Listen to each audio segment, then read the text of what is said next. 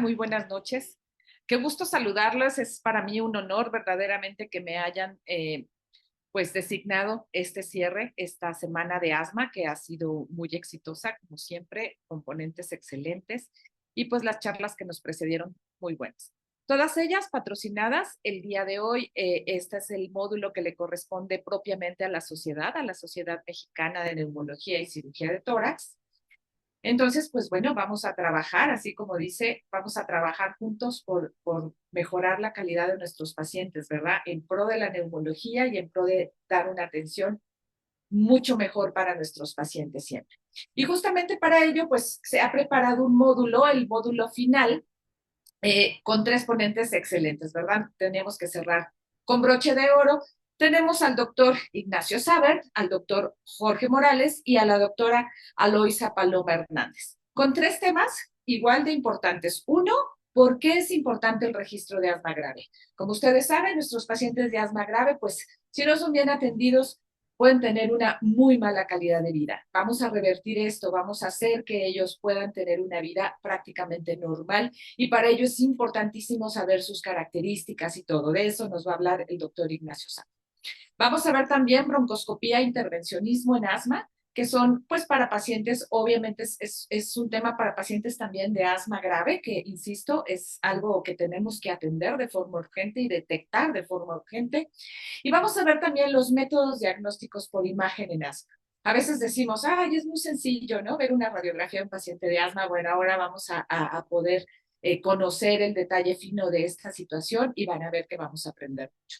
Pues me voy a permitir presentar de forma completa a nuestros ponentes. Bueno, ustedes me conocen, soy la doctora Catalina Casillas, soy egresada de la Universidad Nacional Autónoma de México, estoy en el General de México como jefe de servicio y pues tengo el honor de ser la vicepresidenta de la Sociedad Mexicana de Neumología y Cirugía de Tórax. El doctor Saber, me puede pasar la que sigue, el doctor Ignacio Saber, gran amigo de la sociedad, ¿verdad? Él es especialista en neumología, está en el Hospital Provincial especializado en tórax de agudos y crónicos, doctor Antonio A.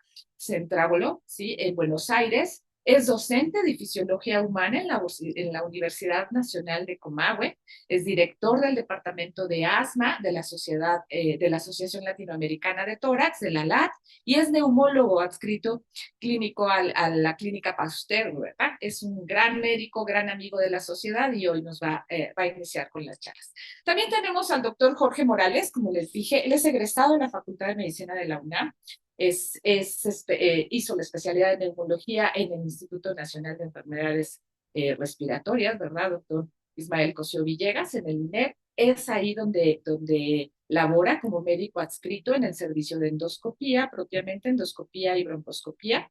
Y bueno, también nos va a dar una excelente charla. Y por último, vamos a tener la parte de radiología con la doctora Aloisia Paloma Hernández. Ella también es egresada del Instituto Nacional de Enfermedades Respiratorias, es médico radiólogo, adscrita al departamento ahí, tiene una alta especialidad en radiología de tórax, alta especialidad en resonancia magnética, es sinodal del Consejo Mexicano de Radiología e Imagen en materia de tórax. Imagínense qué charla nos va a dar, ¿verdad? Es profesor de la Asociación del Curso de Alta Especialidad de Radiología Torácica, tiene un diplomado en investigación clínica y tiene una maestría en ciencias médicas. Imagínense qué cierre, ¿no? Muchas gracias por acompañarnos. Sé que es un día difícil y les agradezco enormemente el interés de seguir nuestras charlas. Pues, doctor Saber, muchas gracias por estar aquí y empecemos. Gracias, Catalina. Muy buena presentación. Te agradezco un montón. Eh, Ustedes saben, yo no sé si ustedes están familiarizados, que bueno, Argentina se caracteriza por tener una política, eh, políticos medio raros. Yo creo que toda Latinoamérica se caracteriza por eso. Y salió hace un año o 2 años un político pasado de copas diciendo es viernes y tu cuerpo lo sabe. Así que creo que más de uno que está conectándose, casi 150, es viernes y el cuerpo lo sabe, así que vamos a intentar hacerlo lo más entretenido posible. Bueno, yo prefiero que me digan Nacho y está bien que me lo digan así. eh, y quiero agradecer, siempre los mexicanos me tratan bien. Y como dije en el último congreso, me siento mexicano hasta que me enchilo. Y a partir de ahí, ya digo, bueno, no creo tener genes mexicanos en mi, en mi ADN. Bueno, ¿por qué es importante un registro? Y esto es un trabajo que venimos llevando eh, desde ALAT hace mucho tiempo, y entendiendo de que ALAT es una sociedad que reúne varias sociedades hermanas, creo Nacho, que esto es dame un importante. segundo, por favor. Perdónenme ustedes, se me olvidó comentarles que vamos a tener una sesión al final de esta charla, no como en todos los módulos, que es hasta el final de todas las charlas, por Ok, cuestiones de sí, logística. Y entonces, pues les agradecería que en el transcurso de esta charla nos vayan mandando preguntas para el doctor Sabet para poder hacer esta sesión. Perdón, doctor, adelante. gracias Catalina. Sí, gracias por eso que me habían dicho también, me había olvidado. Es viernes y tu cuerpo lo sabe, ¿no? Eh, y como les decía, que creo que Latinoamérica nos reúne a todos, a todos nosotros, y bueno, en fin, esta es mi declaración de conflicto de intereses. Y ustedes saben que hace poco hicimos nuestra jornada de asma en Argentina, y estábamos escuchando a un colega muy elocuente y hablando de lo que debería ser el manejo integral del asma y mortalidad cero y tal. Y hablando con otro colega, la presentación, si bien estuvo muy bien, nos decíamos, bueno, esto es una declaración de deseo. Entonces, creo que dejar, además de la declaración de conflicto de intereses, la declaración de deseo que uno quiere para el asma es algo bueno. Yo quiero mejorar la educación de los pacientes y que se traten cada vez los pacientes mejor y que entiendan cómo va su proceso de enfermedad, mejorar el tratamiento de los pacientes con asma y claramente disminuir la mortalidad en asma, que es algo que me preocupa día a día. Los objetivos de mi charla va a ser cuál es la diferencia entre un registro y un ensayo clínico, el aprendizaje que hemos tenido de los registros, qué es el registro real y una propuesta que tengo para hacerles, que son unas conclusiones. Yendo más al tema, introduciendo el tema, nosotros sabemos que la evidencia se genera de dos formas. Y la evidencia que nosotros tenemos de cómo se desarrolla el asma y cómo es la vida del asmático y tal, eh, lo desarrollamos desde estudios de observación y estudios de vida real. En cambio, cuando nosotros vemos qué medicación dar, si es budesonide o formoterol, y si es budesonide más formoterol, o si a quién les indicamos, nosotros lo obtenemos desde los ensayos clínicos. Pero acá hay problemas, porque los problemas que surgen son justamente que los pacientes de la vida real habitualmente no coinciden con los pacientes de los ensayos clínicos. Y por esto aquí este cuadro, que uno tiene una alta validez interna, porque los pacientes son muy parecidos, como vemos hacia nuestra pantalla a la izquierda. En cambio, los de la vida real, y bueno, son asmáticos, pero no, las guías te dicen que no tienen que fumar, pero fuman. No todos miden de la misma forma, no todos tienen la misma cantidad de eosinófilos, otros tienen neutrófilos y tienen otra vida compleja y distinta. Entonces, los estudios observacionales que nosotros vemos y de vida real tienen una validez externa, o sea, hacia la población, mayor que lo de los ensayos clínicos. Y aquí que son los pro-cons de los ensayos clínicos, y aquí vemos que los ensayos clínicos, como nosotros bien sabemos, tenemos ensayos clínicos de alta calidad científica porque habitualmente medimos variables a veces complejas de medir en la vida real. La población es la población ideal y tiende a ser lo más homogénea posible. Y si ustedes se fijan en las tablas, en la tabla 1 cualquier ensayo clínico, justamente no hay casi diferencias estadísticamente significativas entre la población control y la población de intervención. Se evalúa la eficacia. Este término es muy importante, que lo vamos a desarrollar un poco más adelante. Habitualmente hay una randomización ante la intervención, y lo que intenta buscar los ensayos clínicos es minimizar el riesgo para que la intervención que uno hace ante una población específica y característica sea el buscado, el deseado. En cambio, los estudios observacionales es como más random. Como dicen los adolescentes hoy, más trash.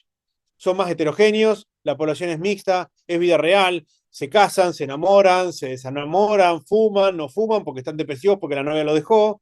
Entonces, no evalúan la eficacia de una intervención, habitualmente lo que se ve es la efectividad y lo que no se ve es la randomización y tendemos a tener mayor riesgo de sesgo porque, ok, necesito tu laboratorio, bueno, no lo tengo, y entonces, bueno, tenés que ver dónde está el laboratorio y buscarlo y bueno, eso a veces tiene un mayor riesgo de sesgo.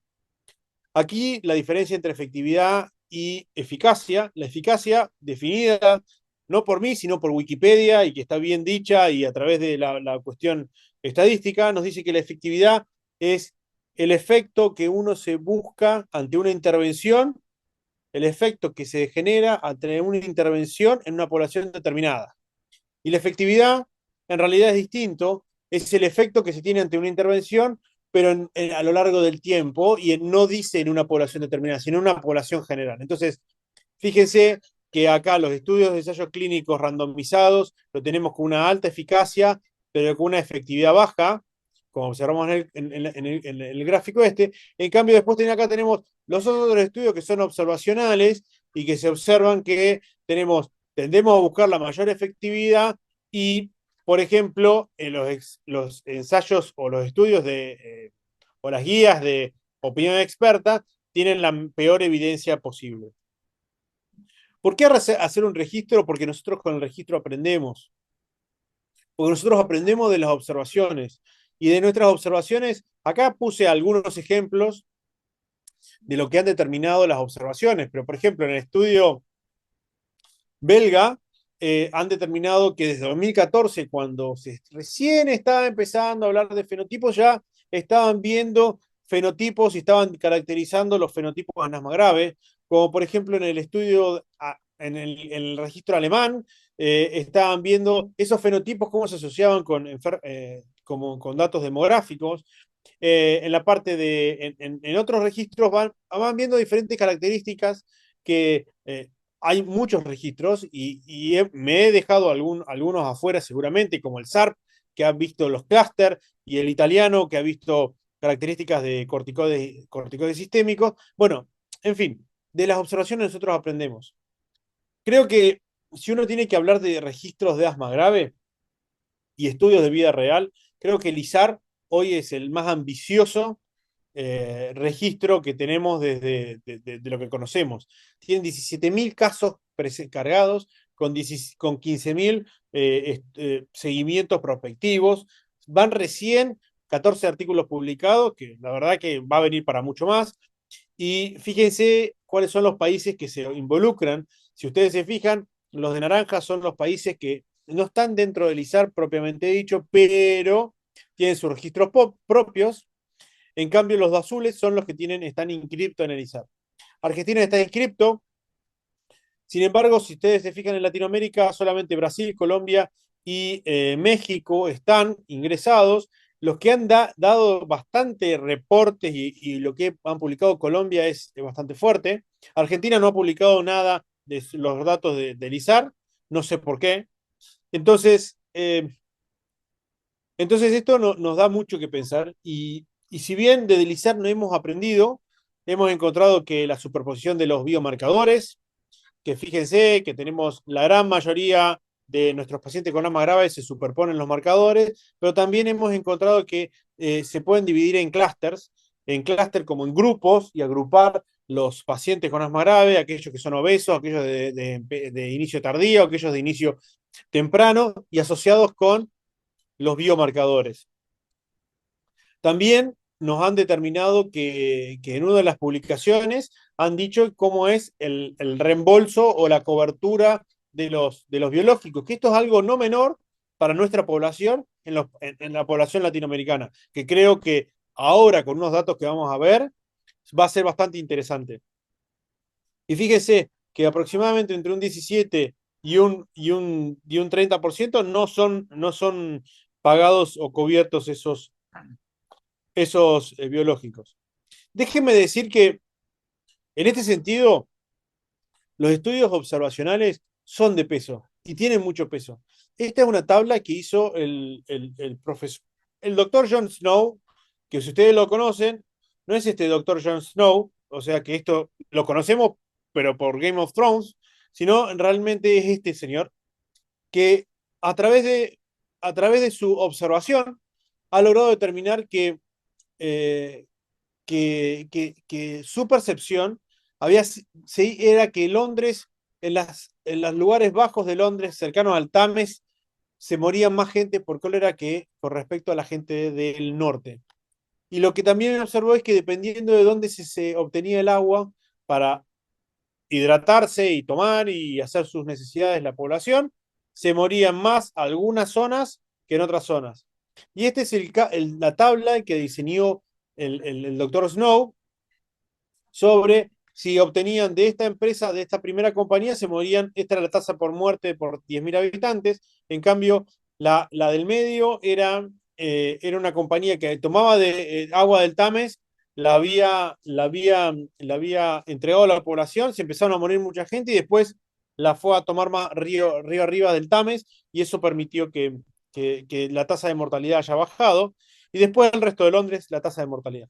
Esto es importante porque Jon Snow estaba convencido de que el cólera se transmitía por el agua y esa observación que él hizo no era lo suficientemente fuerte como para inhibir o desacreditar la teoría miasmática, que la teoría miasmática era porque la sangre del cuerpo de una persona se, se, se no sé si podría decir, se tomaba su tiempo y tenía algunas reacciones químicas que generaban gases y que generaba el cólera. Una cosa que hoy por hoy podemos llegar a decir disparatada, pero en ese momento, en 1850, era una teoría fuerte.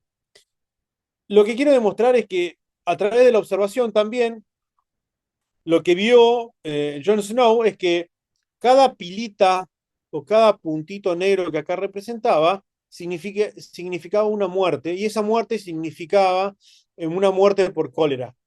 Y él vio que en esta distribución, en los barrios bajos de Londres, en el único lugar que no se moría la gente era en la cervecería. ¿Qué cervecería? La cervecería Lions. ¿Eh? Y en esa cervecería se vio que la población que trabajaba y vivía dentro de esa cervecería prefería tomar cerveza antes que tomar agua, porque algunos le tenían un poco de cosa al agua. Y acá, justamente, no se moría la gente. Con respecto a ese estudio, ha podido revertir la conciencia y ha mejorado la calidad de los londinenses y ha permitido tomar una conducta solamente con la simple observación. Entonces, nosotros conocemos que, que todos los datos de asma grave, todos los datos de asma grave, la gran concentración que nosotros tenemos son principalmente de países desarrollados, de Australia, de Europa, de América, de Canadá y de Japón, y que todos esos datos nos representan. Son los mismos pacientes que tenemos en Latinoamérica, que los mismos que en Norteamérica o que en, en Europa. Bueno, a ver, yo creo que acá Eric estuvo el miércoles y habló un poco de genes y creo que por acá viene la cosa. Los gringos, nosotros también le decimos los gringos, son, son fantásticos porque categorizan y colocan en una casilla a cada población y categorizan las poblaciones de forma fantástica. Y, y a través de esto, esta tabla lo que nos muestra, este gráfico, sobre la tasa de asma acorde a las subpoblaciones que viven en Estados Unidos. Y fíjense que tenemos una población de blancos, de negros, de asiáticos, de americanos o indios americanos o Alaskan, o sea, indios americanos o pueblos originarios. Y después tenemos en el rosa los hispánicos. Cuando lo empiezan a subsegmentar, los hispánicos no son todo lo mismo. Y se observan que los puertorriqueños, la prevalencia de asma es muy distinta que los mexicanos que vienen de México y es muy distinta que los mexicanos que son americanos, o sea que tienen al menos una generación dentro de Estados Unidos. Después los cubanos y después los sudamericanos, en los cuales yo me incluyo, eh, teníamos prevalencias totalmente distintas. Fíjense, los mexicanos de México tenían un 4,6 y 2 puntos arriba los mexicanos americanos. Hay una diferencia. Y los puertorriqueños sin duda. Entonces, desde acá sale la teoría de una paradoja hispánica, porque los hispánicos o los latinoamericanos podemos tener una prevalencia de asma tan grande como los puertorriqueños o muy baja como los mexicanos. ¿Y cómo es eso? ¿A qué se debe? ¿Por qué se debe? Yo creo que esto en parte es el estudio de Eric, que me pareció fantástico y que ustedes observan las diferentes prevalencias. Tenemos Guatemala, México, Argentina siempre en el medio. No, estamos arriba, estamos terceros. Eh, bueno, esta es la única vez que nos gana México. Esto no quiero hablar del Mundial, pero bueno. Y después tenemos Perú y Cuba, Venezuela con altas prevalencias y la mortalidad también cambia. Yo creo eh, que en esto creo que tiene que ver mucho que ver la parte cultural, que esto lo habla Eric, y que tiene que ver los cambios genéticos y sobre todo epigenéticos de lo que comemos, de nuestro clima, porque México, no vamos a decir que México es lo mismo que donde estoy yo ahora. Hoy estoy en un lugar muy frío que está haciendo casi 0 grados, menos 1 grado de térmica. Entonces, no es lo mismo sufrir menos 1 grado de térmica que estar en México, en la península de Yucatán. Por lo tanto, esos cambios que tenemos en los genes van a tener algún impacto a nivel clínico en algún momento. Desde ahí y desde esa lógica de la paradoja latina, la paradoja hispánica o latina, diseñamos el registro real, entendiendo de que muchos de los datos que nosotros obtenemos de asma grave no son a veces lo que nos representa. Y desde aquí sacamos un estudio multicéntrico en los cuales participa México, Argentina, Chile, Uruguay, Colombia, Venezuela, Puerto Rico, Panamá, perdón, Costa Rica, Panamá y República Dominicana, que esperamos que otros países se sumen y que dentro de estos países hemos logrado obtener, si bien el objetivo es 400 casos, por ahora llegamos 200 casos y perdón, vamos a demostrar y vamos a presentar algunos datos parciales, los que me parecieron importantes y lo que me parecieron algo significativos como para tener algún pensamiento final. Hoy tenemos 261, hoy me acabo de fijar en la base de datos que la tenemos en RedCap, y este dato subió a 267, perdón, que son reclutados de la TAM y que la distribución básicamente femenina es lo predominante. Tenemos un 15% de consumo de tabaco activo y el índice de obesidad por arriba de 30 es el 54%. El 56% tiene un diagnóstico tardío del asma, pero la edad de inicio de síntomas son de los 29 años. Y cuando hacemos la medición de ACT, de Asthma Control Test, lo hicimos dicotómico, eh, menos de 20 o más de 20, el 20% tiene un asma no controlado. Esto me llamó la atención, porque Latinoamérica se caracteriza por eh, venir a veces atrasado de lo que viene del primer mundo, y cómo tratamos nuestros pacientes y cómo nosotros hacemos medicina, posiblemente no estemos tan errados de lo que hacen el resto del mundo, nada más que los otros los tienen mucho más tabulados, obviamente tienen otro presupuesto, tenemos otra idiosincrasia. Sin embargo, fíjense que la gran mayoría de nuestros pacientes que fenotipificamos con eosinofilia y con IgE, que fue el 100%, tienen una eosinofilia alta y una IgE alta, y el feno solamente se hizo en el 75% de los casos. O sea, nosotros estamos fenotipificando, y hay muchos de los casos que se fenotipificaron y se trataron, y muy posiblemente con biológicos, se fenotipificaron sin feno. Y eso no quiere decir que esté mal, solamente que es lo que tenemos, lo hacemos con lo que tenemos. Obviamente el feno es de 29 partículas por billón, pero un 30% está por arriba de 40.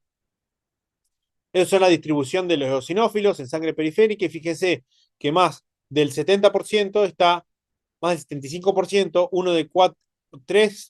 tres de cuatro sujetos tienen eosinófilos por arriba de 300.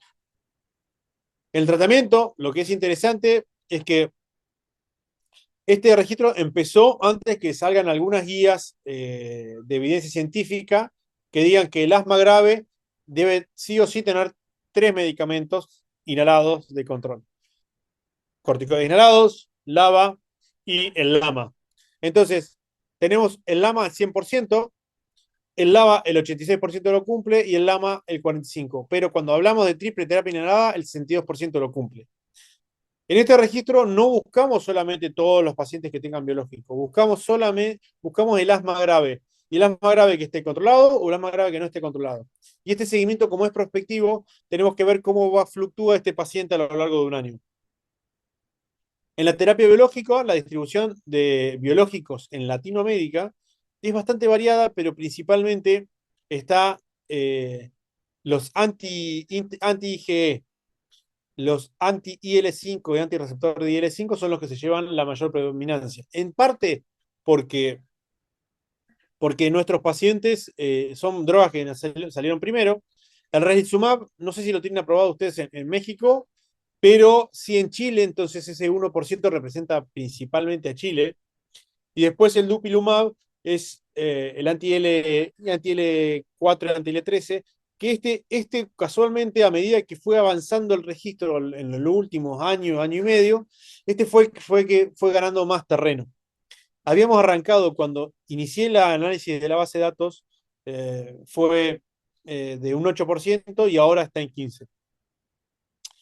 Lo que más me interesó en este punto fue, si bien hay un gran porcentaje de cobertura de la medicación, el retraso entre el inicio. O sea, ¿qué significa retraso de inicio biológico? Entre lo que un doctor lo prescribe hasta que el paciente lo recibe. La media fue de 70. En este momento teníamos algunos países, como por ejemplo Colombia, que el momento en que se decide la indicación, el mismo día o al día siguiente, en el día que se prescribe la indicación del biológico, se recibe la primera dosis. Sin embargo, no es la realidad de Latinoamérica. Y tardamos 70 días. El máximo que duró lleva 456 días entre la prescripción y la indicación. Y para ir finalizando, tengo algunas consideraciones, y ya pasamos a la parte de preguntas y respuestas, que, bueno, un poco lo que veníamos hablando y dije al principio, los estudios observacionales hay que acercarse a la vida real, porque nosotros aprendimos de lo que tenemos. Y a partir de lo que nosotros aprendemos, eso es importante para nosotros tratar nuestra realidad. La realidad es que, si bien nosotros tenemos una gran población de pacientes tipo T2, tenemos que entender de que no todos los tipos T2 y que tienen indicación de biológico van a recibir rápidamente el biológico, y tenemos que ver ese gap de tiempo que hacemos con estos pacientes. Y esto es un aprendizaje que tenemos que considerarlo. Los registros de asma grave nos han permitido obtener mucha información y ver sobre la superposición de biomarcadores, los clústeres del paciente, ver los fenotipos, cómo responden y la efectividad de biomarcadores, y posiblemente la respuesta a esa indicación de biológico también salga de estudios observacionales, no necesariamente de ensayos clínicos. Y con respecto a nuestro registro real, lo que podemos llegar a decir es que tenemos un 25% de pacientes en la TAM que no tienen feno y que fueron tratados y que están tratados bien, o sea, que en línea general están bien tratados, no necesariamente tenemos que tener la máxima tecnología. Y yo mostré ahí previamente que solamente el 7% se hacía esputo inducido. Cuando uno ve los grandes discursos, no discursos, presentaciones, todo el mundo tiene esputo inducido, pareciera que fuese fácil. No, no, no es fácil, es difícil. Y por ejemplo, el freno, nosotros, por lo menos en mi centro, debido a que las regulaciones internas de Argentina, recién se habilitó a mediados del año pasado para poder hacerlo en prácticas clínicas. Por lo tanto, el freno en Argentina no existía hasta hace 6 meses. Y el que hacía freno estaba asociado siempre a estudios de ensayos clínicos internacionales. Bueno, en fin, nuestros ensayos clínicos, nuestro estudio real es un estudio que creo que va a darnos mucho que hablar en los próximos años. Creo que nos va a caracterizar a los asmáticos graves latinoamericanos. Y con esta última diapo quiero dejar dicho que Jon Snow no dijo que el cólera se transmitía a través del agua contaminada, sino que dijo que científicamente demostró que la cerveza previene el cólera. Y con esto los dejo. Muchas gracias y los dejo para el momento de preguntas y respuestas. Gracias por la invitación. Siempre soy agradecido de los amigos mexicanos. Muchas gracias, doctor Saber. Pues voy a invitar a nuestros otros dos panelistas a que abran sus cámaras para hacer la sesión de preguntas y respuestas con nuestro ponente. Tenemos una pregunta, doctor, y dice, ¿cómo podemos participar en el registro y cuál es tu percepción acerca de no tener siempre disponibles todos los biomarcadores? Creo que ya Yo la creo que conozco, pero podríamos puntualizar. Erika, te agradezco la pregunta. Yo creo que el registro nos va a enseñar de que hacemos buena medicina sin necesariamente tener todo disponible como lo tienen sus vecinos del otro lado del norte, o como lo tiene Europa, que tienen todo disponible. Cosa que sería fantástico tenerlo. Pero hacemos buena medicina, y eso no quiere decir que, que por no tener feno o por no tener esputo inducido podemos caracterizar mejor a nuestros pacientes. Si lo tenemos, fantástico. Si no lo tenemos, bueno, hacemos con lo que tenemos. Y como decimos en Argentina, nosotros, los latinoamericanos, nos caracterizamos en atar, como decimos los argentinos, atar con alambre. Hacemos con lo que tenemos y hacemos buena medicina con lo que tenemos. Entonces, yo creo que esto, el registro real nos va a demostrar en parte esto. Claro, Y para participar del registro, voy a hacer, voy a compartir con Bere un QR y voy a dejar mi correo electrónico para que se contacten conmigo para poder ustedes, para que ustedes puedan participar, cualquier centro que quiera participar, el INER está inscrito en este registro y todo aquel que quiera eh, ser, sumarse es bienvenido. O sea, nosotros acá en este registro no buscamos, no buscamos,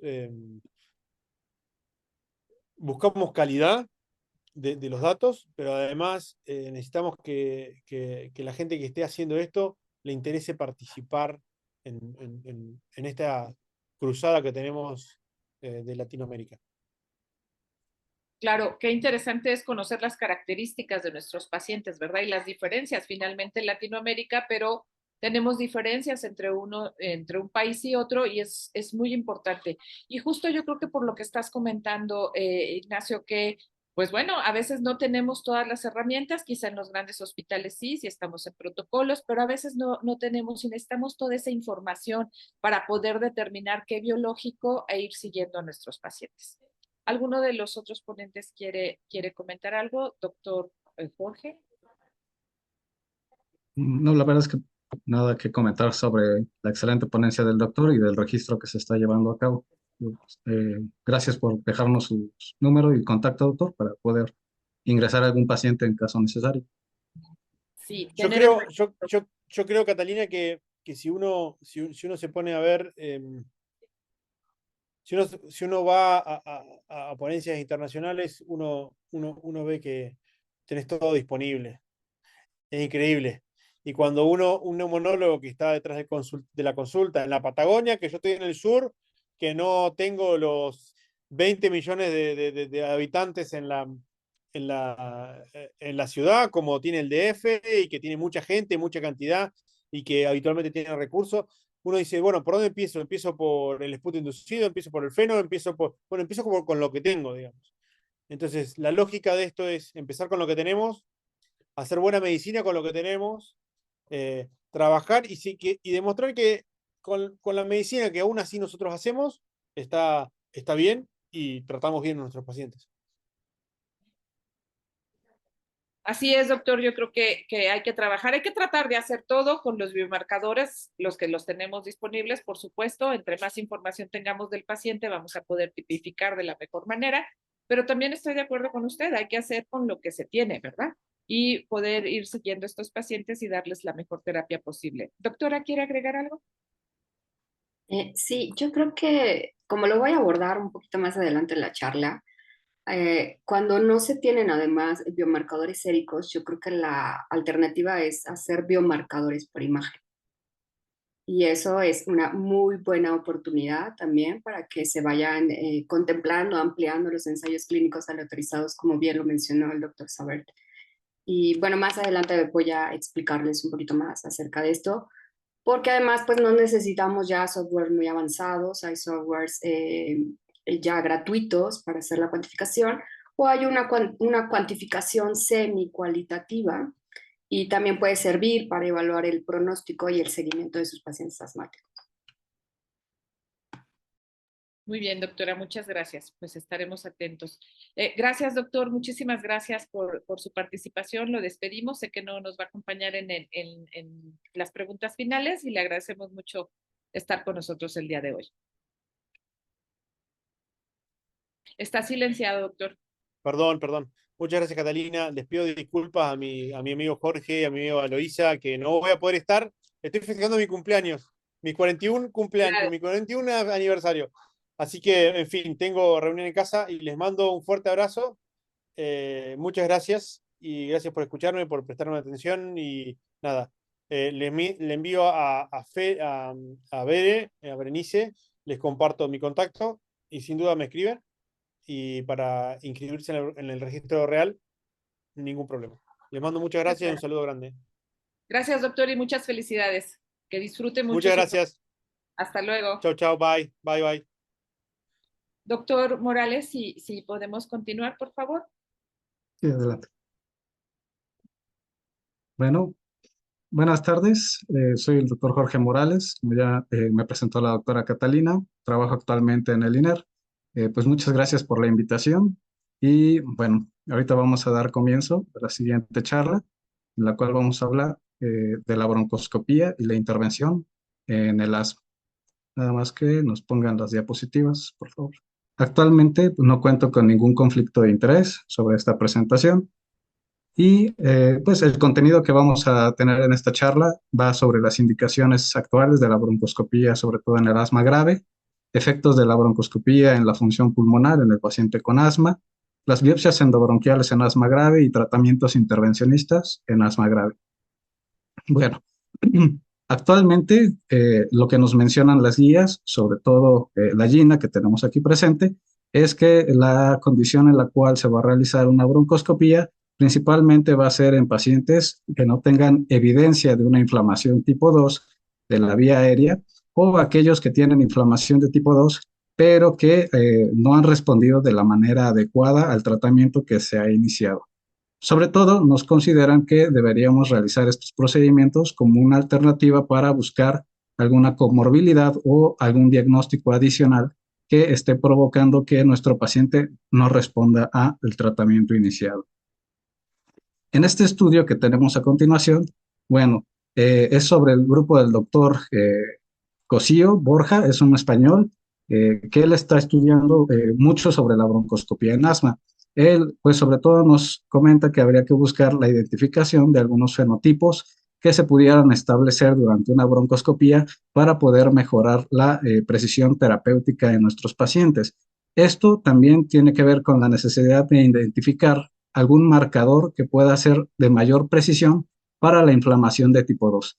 Ya como nos comentó el doctor Nacho Sabert, pues no es sencillo acceder al esputo inducido para la búsqueda de eosinófilos y el feno pues también en ocasiones no es tan accesible.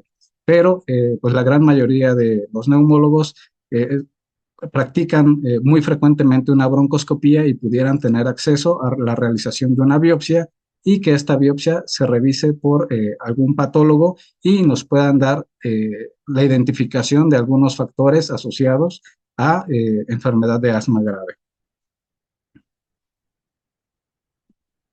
Bueno, entonces, lo que nos proponen es identificar estos fenotipos clínicos preespecificados, sobre todo para sustituir a los marcadores clínicos que estamos utilizando en la actualidad.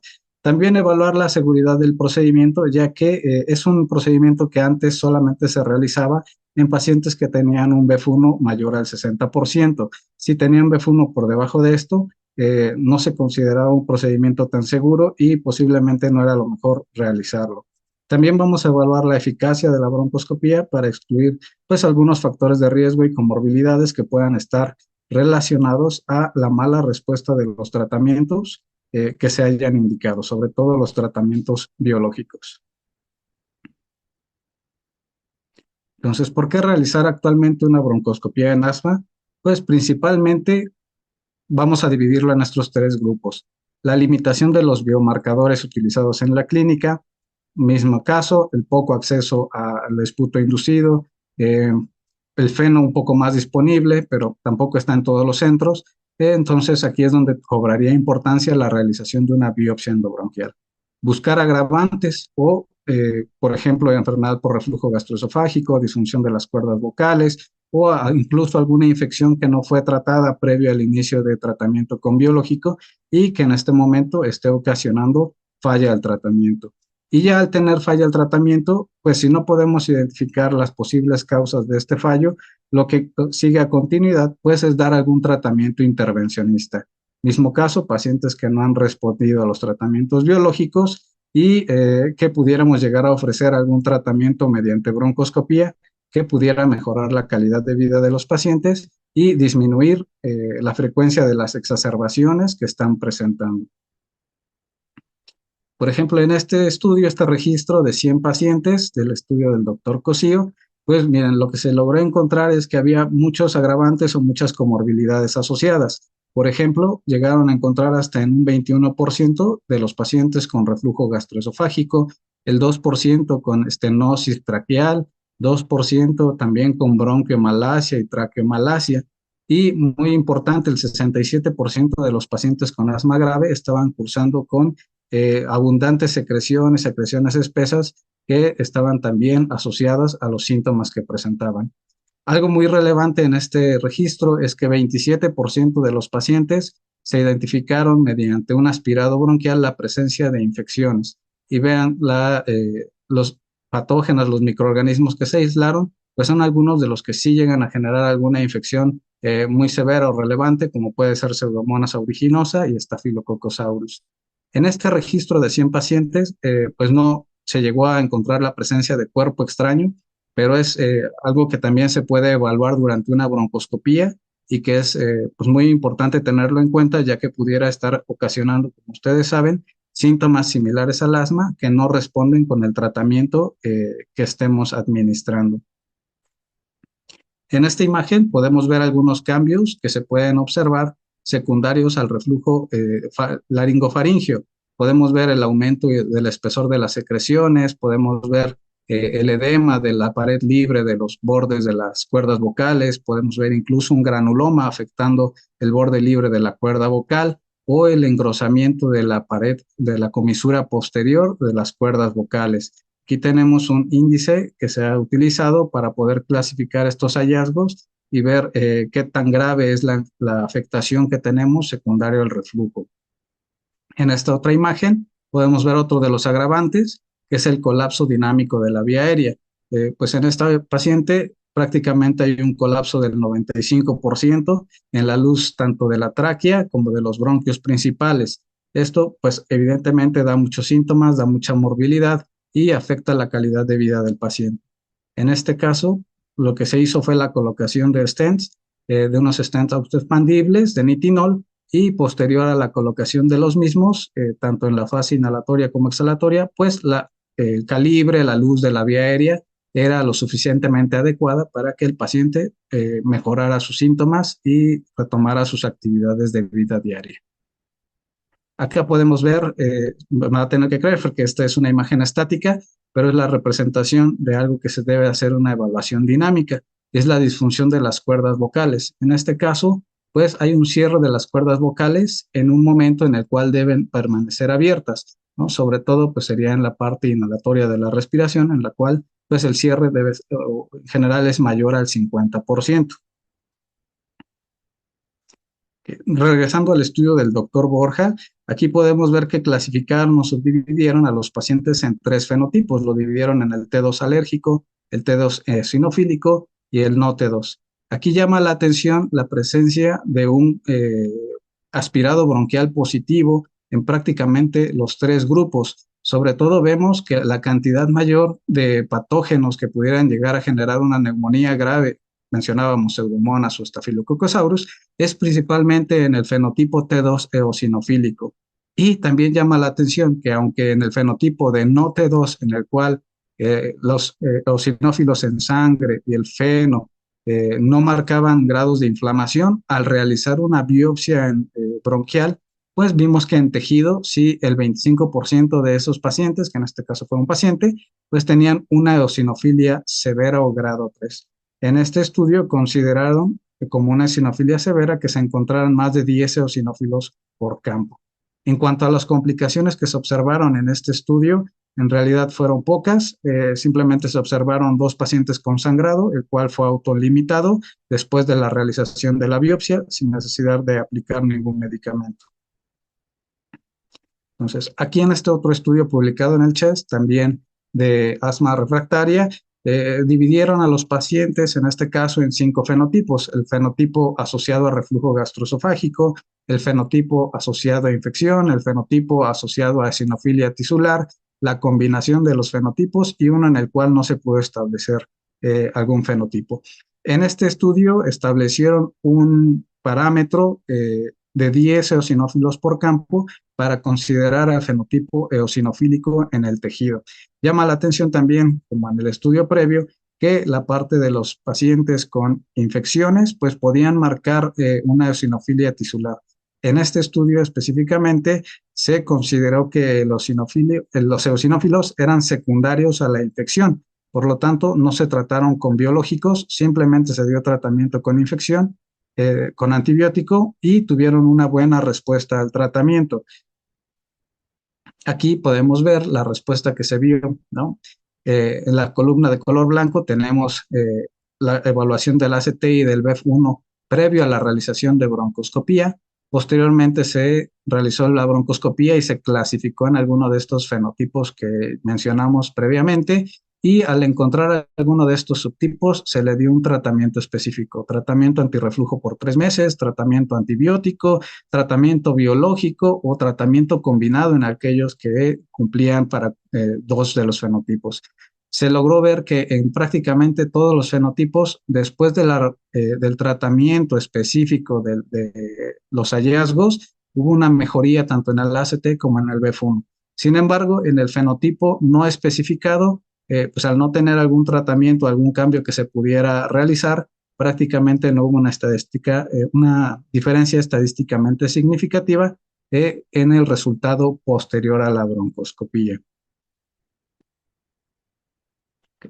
Entonces, ¿qué factores pueden estar asociados con el fallo al tratamiento biológico? Ya lo han hablado en otras charlas. La identificación errónea del endotipo, algunas comorbilidades asociadas como el reflujo, la dosis, el tratamiento que no sea adecuada, que si realizamos la biopsia y encontramos que hay eosinófilos en el tejido, pues habría que cambiar el endotipo del paciente o tener una infección previa al paciente en la cual no lo logramos detectar, se inició tratamiento y esto pudiera estar explicando el que no tengamos una respuesta adecuada o la respuesta al tratamiento que yo esperaría. Pero, ¿qué tanto se realiza la broncoscopía en pacientes con asma? Bueno, esta es una encuesta que se realizó en unidades que tratan asma en España, en la cual, pues miren, se entrevistaron o se encuestaron a 186 médicos, de los cuales el 60% comentó que se realizaba la broncoscopía y el otro 42% mencionó que ellos no realizaban broncoscopía en pacientes con asma grave. Cuando se les preguntó cuál era el motivo para realizar una broncoscopía, vean, la mayoría, pues el 53%, contestó que se utiliza para estudiar comorbilidades a nivel de la vía aérea y posteriormente descartar otras patologías, el 25%. Solo el 7% de los médicos encuestados comentaron que hacían una broncoscopía para identificar el fenotipo y saber por qué es que era un asma refractaria. Posteriormente se les preguntó cuáles son las complicaciones a las cuales se han visto asociados, en la cual el 73%, o sea, y sí fue contundente, mencionaron que era principalmente el broncoespasmo, ¿no? Y después el laringoespasmo en un 17%. Pero entonces, ¿qué efectos va a producir una broncoscopía en el paciente asmático? Bueno, aquí en esta tabla tenemos un seguimiento en el cambio del BEF1 en pacientes con asma grave. ¿Qué es lo que hicieron? Les realizaron una espirometría y posteriormente se realizó la broncoscopía. Inmediatamente después de la broncoscopía se realizó una nueva espirometría y esto se repitió subsecuentemente cada 20 minutos hasta completar 2 horas después del procedimiento. En este diagrama, en esta ilustración, podemos ver que al minuto 40, 60 y al minuto 100 y 120 es muy estadísticamente significativo el retraso o la mejoría o la recuperación lenta que se presenta en un paciente con asma severa cuando se compara con un paciente con asma no severa. Incluso llegando a tener pacientes con asma no severa que a las 2 horas ya tienen un BEF1 similar al paciente control. En cuanto al FBC, vemos una tendencia muy similar. A los 20 a 40 minutos hay un retraso de la mejoría en los pacientes con asma severa comparadas con el asma no severa y en los 40 a 60 minutos hay un retraso de los dos grupos, tanto la no severa como la severa tienen retraso de la mejoría comparado con el grupo control. Ya cuando revisamos a las 2 horas, nuevamente el grupo con asma no severa va con una mejoría adecuada de su FBC, pero el paciente con asma severa sigue con una disminución considerable y estadísticamente significativa de la FBC. Cuando este estudio comparó la relación BEF1-FBC a lo largo del tiempo, en realidad no encontraron diferencias estadísticamente significativas, por eso no puse esa diapositiva. Y bueno, entonces, ¿qué tan segura es la broncoscopía en pacientes con asma? En realidad, muchos de los estudios que se han realizado nos mencionan que es un procedimiento seguro, que en realidad tiene poco compromiso del BEF1 y que es algo similar entre el asma grave con los otros grupos. La complicación más frecuentemente reportada es el broncoespasmo, sobre todo cuando el procedimiento se asocia con un lavado bronquiolo-alveolar y en realidad no cambia mucho cuando se realizan biopsias bronquiales. El principal efecto adverso que vamos a identificar o vamos a buscar es el broncoespasmo. Entonces, se recomienda que antes de la realización de una broncoscopía intentemos llevar al paciente al mejor control, a lo más óptimo que podamos tener de su BEF1 y de sus síntomas. Y también nos mencionan tener precaución con el momento de la administración de la sedación, no colocar alguno que nos pueda generar pues mayores síntomas. Posteriormente, en el mismo estudio que habíamos visto, les dieron esteroide a los pacientes previo al tratamiento, previo al procedimiento, para ver qué respuesta había en la recuperación de su BEF1 y la caída también del BEF1 y el FBC. En esta diapositiva tenemos representado a los pacientes con asma no severa. Aquí podemos ver que inmediatamente después del procedimiento, antes de la realización de la broncoscopía y después de la realización de la broncoscopía, en ambos grupos tenemos una recuperación adecuada, es decir, no hubo una diferencia significativa en los pacientes con asma no severa, a diferencia de los pacientes con asma severa, en los cuales sí vemos una diferencia significativa en comparación de los pacientes que recibieron tratamiento con esteroide versus con los que no lo recibieron. Vemos que hay una caída menor de la FBC y del BEF1 después del procedimiento y que su recuperación a las 2 horas es mucho mejor cuando recibieron tratamiento con esteroide sistémico. En este caso se les administraron 40 miligramos de metilprednisolona.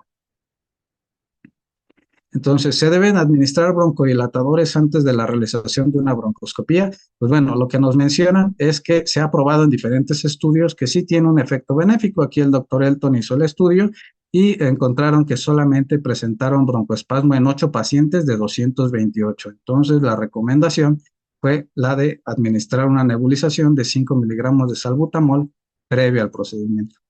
Esta es una propuesta que tenemos de parte del grupo de España, en quién realizar broncoscopía en el grupo con asma grave, en lo cual nos van a dar que el fenotipo indeterminado y el fenotipo no T2 son candidatos directos para una broncoscopía. En cuanto a los candidatos de fenotipo T2, simplemente aquellos que no tienen una respuesta adecuada o una respuesta parcial, pues podrían someterse a la broncoscopía. Entonces, el esputo inducido, como ya nos había mencionado el doctor, es una de las pruebas que se ha considerado como muy adecuada para poder establecer el fenotipo T2. Sin embargo, es algo complejo de realizarse, no se hace en todas las instituciones y no es algo tan accesible. Sin embargo, lo que mencionaba, la mayoría de los neumólogos realizamos broncoscopías y podemos tomar una biopsia bronquial, por lo cual esto nos podría ayudar a clasificar mejor a nuestros pacientes. En ese sentido, vean aquí algunos biomarcadores que pueden predecir la respuesta a monoclonales, utilizando los eosinófilos en sangre, que ha sido el sustituto que hemos tenido del esputo inducido, pues el área bajo la curva es del 0.6. Cuando comparamos con todas las demás muestras que se obtienen de vía aérea, pues tienen un mejor rendimiento, tienen una mejor área bajo la curva que comparando con los eosinófilos en sangre. Aquí tenemos un estudio que quiere validar un score patológico para las muestras tomadas por broncoscopía y poder determinar qué tan asociada está inflamación tipo 2, qué respuesta vamos a tener al tratamiento o si serían candidatos para ya una intervención como tipo termoplastía. En este caso consideran 11 ítems, los cuales consideran los principales asociados a los cambios por asma grave no controlada, como la infiltración de eosinófilos en la submucosa, la hiperplasia de células carniciformes, el engrosamiento de la membrana basal y la hipertrofia del músculo bronquial. Aquí podemos ver cómo hay una muy buena relación entre los eosinófilos en sangre contra los eosinófilos en la mucosa, también asociados en el conteo que se va a ver en las muestras de la mucosa. Sin embargo, esta relación estadísticamente significativa se pierde una vez que se hace la corrección por el uso de esteroides. No así con el feno, que también tiene una muy buena relación con los eosinófilos en la mucosa.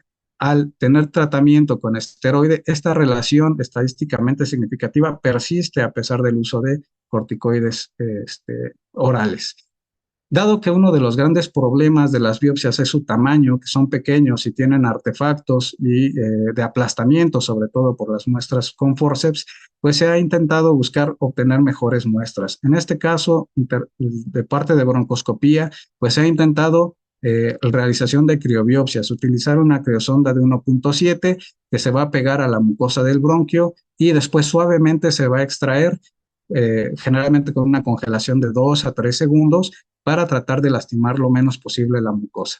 Aquí podemos ver algunas de las imágenes del tipo de muestras que se obtienen, como son de muy buen tamaño y se pueden utilizar para diferentes estudios, tanto los que son de visión directa por microscopio como los de inmunohistoquímica. En general, se ha visto que estas muestras obtenidas por criosonda tienen hasta 4 veces el tamaño de las que son por forceps, tienen una muy buena conservación de las estructuras y al momento de hacer el extendido de la muestra, conservan muy adecuadamente las estructuras anatómicas, es decir, tienen realmente pocos artefactos y el artefacto de congelamiento no afecta el análisis que hacen los patólogos al momento de revisar estas biopsias. Ya entrando a las medidas intervencionistas para el tratamiento de estos pacientes con asma grave, pues vamos a clasificar en 3, que son las que se mencionan actualmente. La más conocida, la termoplastía bronquial, esta desde el 2010 ya está aprobada por la FDA, y la denervación bronquial dirigida. Estas dos van a utilizar tratamientos con radiofrecuencia, sin embargo, pues van a ser con diferentes instrumentos y con diferentes intensidades, lo que da un diferente resultado. Y también tenemos la crioablación, que va a utilizar un balón que va a tener contacto con la vía aérea y va a utilizar nitrógeno para lograr temperaturas muy bajas y con esto lograr una denervación del nervio vago. La más conocida, termoplastía bronquial, esta les decía, del 2010 ya está aprobada, actualmente ya hay un registro de 10 años después del inicio de su uso y se ha visto que los efectos benéficos que se obtuvieron al inicio del tratamiento hasta el momento han persistido en la mayoría de los pacientes que fueron sometidos a este tratamiento. Lo que va a generar pues es una reducción de la hiperactividad de la vía respiratoria, mejoría de la función pulmonar, de los síntomas y sobre todo disminución de las exacerbaciones agudas.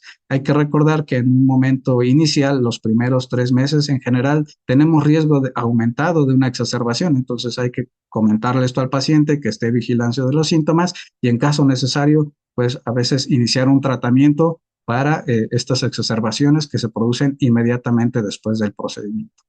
En las muestras, que es lo que vamos a ver, una reducción de la masa del músculo liso, va a haber una irrupción de los nervios vagales, también va a haber reducción de las células neuroendocrinas y disminución del colágeno, sobre todo a nivel de la membrana basal.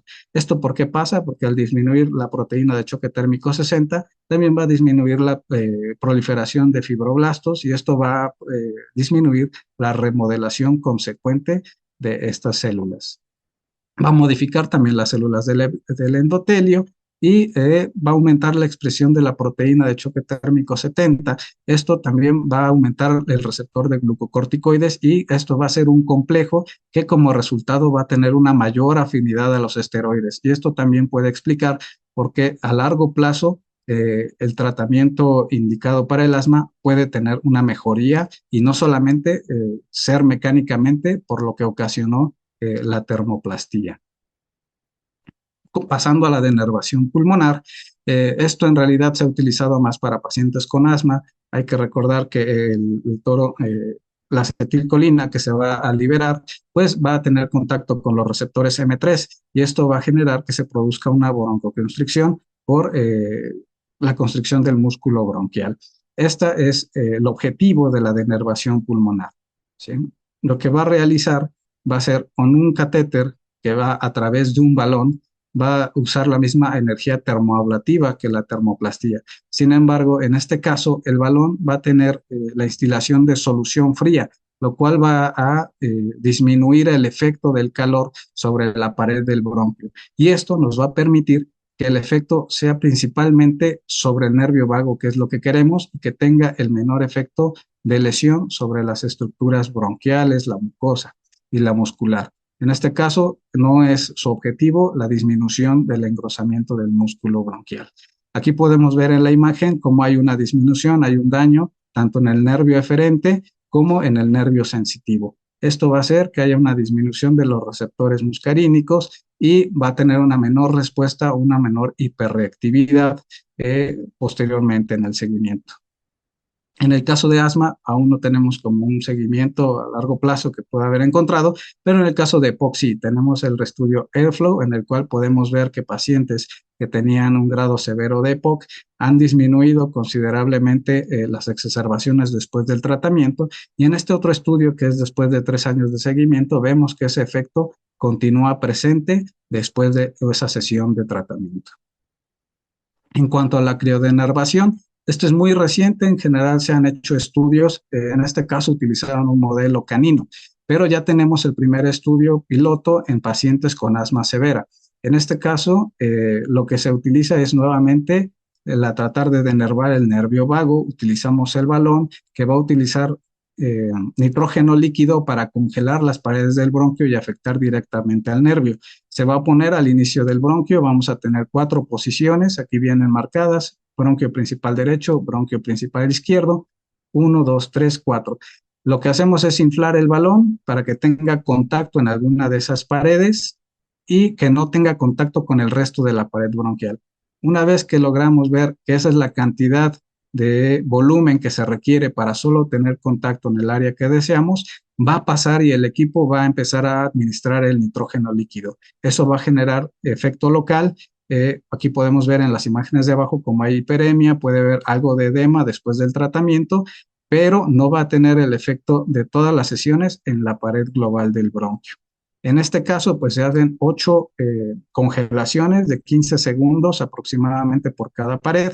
En la pared posterior y la pared medial, la congelación en realidad se hace menor, de 10 segundos, porque pues las estructuras están muy cercanas al esófago y no queremos dañarlo. Algo importante de este estudio piloto es que vean, ingresaron pacientes con BEF1 del 30%, es decir, pacientes más graves de los que se habían considerado para otros estudios. Entonces, también va a tener efectos sobre el nervio eferente y sobre el nervio sensitivo, va a disminuirlos, va a generar disminución del efecto hiperreactivo, y afortunadamente, como tiene efecto directo de congelación, no va a afectar el músculo, no va a afectar la mucosa, y el caso del edema que se llega a presentar es reversible. Tiene efectos secundarios mínimos y en realidad no afecta el cartílago. Entonces, al parecer, es un tratamiento bastante seguro y prometedor. Afortunadamente el tiempo es muy corto, solo es una sesión. Esa sesión lleva 5 minutos aproximadamente por cada bronquio, les decía 15 segundos de congelación y 45 segundos de descongelamiento. y esto pues es una única sesión la cual se va a realizar, a comparación con la termoplastía en la cual tenemos que ingresar al paciente a 3 procedimientos antes de dar por concluido su tratamiento. Aquí podemos ver que tuvo 2 pacientes con efectos adversos, los cuales sí se consideraron severos, pero los 2 fueron reversibles. En un paciente hizo estenosis del bronquio principal derecho, corrigió en el seguimiento a 3 meses sin ninguna medida, y otro paciente durante el procedimiento tuvo bradicardia y hipotensión, las cuales al suspender el tratamiento mejoraron. En cuanto a los síntomas, pues se ha visto que en cuanto a ASQ y ACT, los 2 parámetros mejoraron inmediatamente posterior al tratamiento y este efecto ha sido persistente 12 meses después del seguimiento del procedimiento. Ya, rápidamente para terminar, aquí tenemos otro estudio donde comparan tanto la crioablación contra la termoplastía y sus efectos en el músculo liso. Aquí podemos ver que al mes y a los 6 meses en la termoplastía, pues tenía una buena disminución del engrosamiento del músculo liso, pero era prácticamente muy similar o un poco mejor en los pacientes que habían sido sometidos a crioablación. Aquí con tinción de Masson también podemos ver, después del tratamiento a un mes de termoplastía, la disminución del músculo endobronquial, pero comparando los tratamientos con crioablación, hay una disminución muy significativa, sobre todo en el paciente que se sometió a 30 segundos de tratamiento. Bueno, en este caso eran perros más que pacientes, en el modelo animal. Y en este último, lo que podemos ver es la expresión del receptor muscarínico tipo 3, en el cual en los 2 casos va a disminuir tanto en los pacientes sometidos a termoplastía como los pacientes sometidos a crioablación. Y esta disminución es persistente hasta los 6 meses, tanto en los pacientes con termoplastía como los pacientes con crioablación. Entonces, en realidad, aún en este modelo animal, parece que el efecto o el beneficio de la crioablación es muy parecida al de la termoplastía. Como conclusiones, pues es un estudio, la broncoscopía, útil para identificar los fenotipos inflamatorios, nos pueden ayudar a determinar la causa del fallo de tratamiento y a descartar comorbilidades. Requerimos más estudios y poder tener una mejor cuantificación, una mejor calificación de las biopsias para poder suplir o poder compensar la deficiencia que podemos tener con el esputo inducido, el feno o los eosinófilos en sangre. Actualmente, los mecanismos de la termoplastía se han comprendido mejor y parece ser que su beneficio a los 10 años sigue siendo bastante bueno. Sin embargo, pues son estudios, más bien intervenciones, en las cuales tenemos que mejorar la selección de pacientes que vamos a tener y quienes se van a someter a este tratamiento. Recuerden que es un tratamiento al cual solo se puede ofrecer en una ocasión. Y como nuevos tratamientos, tanto la denervación bronquial y la criodenervación, pues pueden ser algunos tratamientos efectivos en asma grave. Todavía nos falta determinar qué pacientes son candidatos, faltan más estudios, falta tener un seguimiento y ver si sus efectos benéficos son persistentes y que tenga los mínimos efectos adversos para considerarlo como una medida terapéutica que tengamos más en nuestro armamento. Bueno, por mi parte es todo. Los dejo con la doctora Paloma Hernández para darle continuidad a esta sesión. Bueno, ya no me voy a presentar para ir un poquito más fluida esta presentación. Hoy vamos a hablar estos breves minutos de los métodos de diagnóstico por imagen. El objetivo con esta charla es que ustedes tengan un bagaje amplio de lo que vemos a través de la imagen en los pacientes con asma. Voy a empezar con la radiografía de tórax, que es ampliamente disponible, muy fácil de usar y considero yo que es el método más fácil para realizar y obtener de un paciente que tiene asma. La radiografía de tórax, desafortunadamente, es total y absolutamente inespecífica. Sin embargo, existen algunos hallazgos que nos pueden orientar hacia el diagnóstico de su paciente. El más importante es el engrosamiento de la pared de la vía aérea. Como ustedes pueden ver en esta imagen, los hilios pulmonares se hacen más radioopacos y en los casos de asma agudo existe un incremento en el eje longitudinal del pulmón o del campo pulmonar que ustedes están observando, una disminución en la altura de las cúpulas diafragmáticas. Y como les mencionaba al inicio, ustedes pueden observar este incremento en la atenuación de la vía aérea, así como algunas imágenes lineales radiopacas que finalmente proporcionan un patrón de atenuación septal. Pero también pueden ver nódulos pulmonares y eso no quiere decir que su paciente inherentemente esté pasando por un proceso de coinfección. Por su parte, la tomografía de alta resolución muestra un engrosamiento de la pared, que es el hallazgo más característico y persistente en el seguimiento de los pacientes. El patrón en mosaico, diferente a la perfusión en mosaico, por favor no lo confundan. Y lo más característico, el atrapamiento de aire. Como pueden ver en esta imagen radiológica, esta es una magnificación de una tomografía de alta resolución. El engrosamiento de la pared es el hallazgo más importante, visible en 16 al 92% de los pacientes. Cuando esto es visible, generalmente lo ven con impactación de moco, el cual es visible con algunas imágenes hiperdensas en el interior de la vía aérea. Y generalmente hay mayor afección de la vía aérea segmentaria y subsegmentaria. Además, van a ver, como lo menciono en el recuadro, como es señalado en el recuadro naranja, unas imágenes puntiformes que son nódulos. Esos nódulos pueden conferir además un patrón de árbol en gemación o árbol en brote. Cuando ustedes no ven hallazgos radiológicos, en este caso tomográficos asociados, lo que les puede ayudar a hacer diagnóstico de asma en algunos pacientes es la disminución en la densidad pulmonar, visible en 18 al 31% de los pacientes, y esto finalmente a ustedes les va a traducir en la fase expiratoria de la tomografía de alta resolución el atrapamiento de aire, el cual se observa con persistencia de varias imágenes hipodensas o zonas hipodensas intercaladas con zonas de mayor atenuación en el parénquima pulmonar, y el engrosamiento de la vía aérea puede ser apenas perceptible o incipiente. En el caso de aspergilosis broncopulmonar visible en los pacientes típicos de asma severa o asma de difícil control, ustedes van a ver en las primeras 3 imágenes superiores la fase inspiratoria y en las 3 imágenes caudales la fase expiratoria. Vamos a observar en este caso un patrón de atenuación en mosaico. Eso es muy importante que ustedes lo tomen en consideración, porque en la fase expiratoria ustedes van a ver en la persistencia de esas zonas hipodensas traduciendo a atrapamiento de aire. En el caso de la aspergilosis broncopulmonar alérgica, lo característico son las bronquiectasias. Las bronquiectasias tienen un odds ratio de 3.9 junto con la obstrucción mucosa de 7.3 para la predicción de recaída de la enfermedad. Es decir, esto es predictor de que su paciente se va a exacerbar, va a recaer.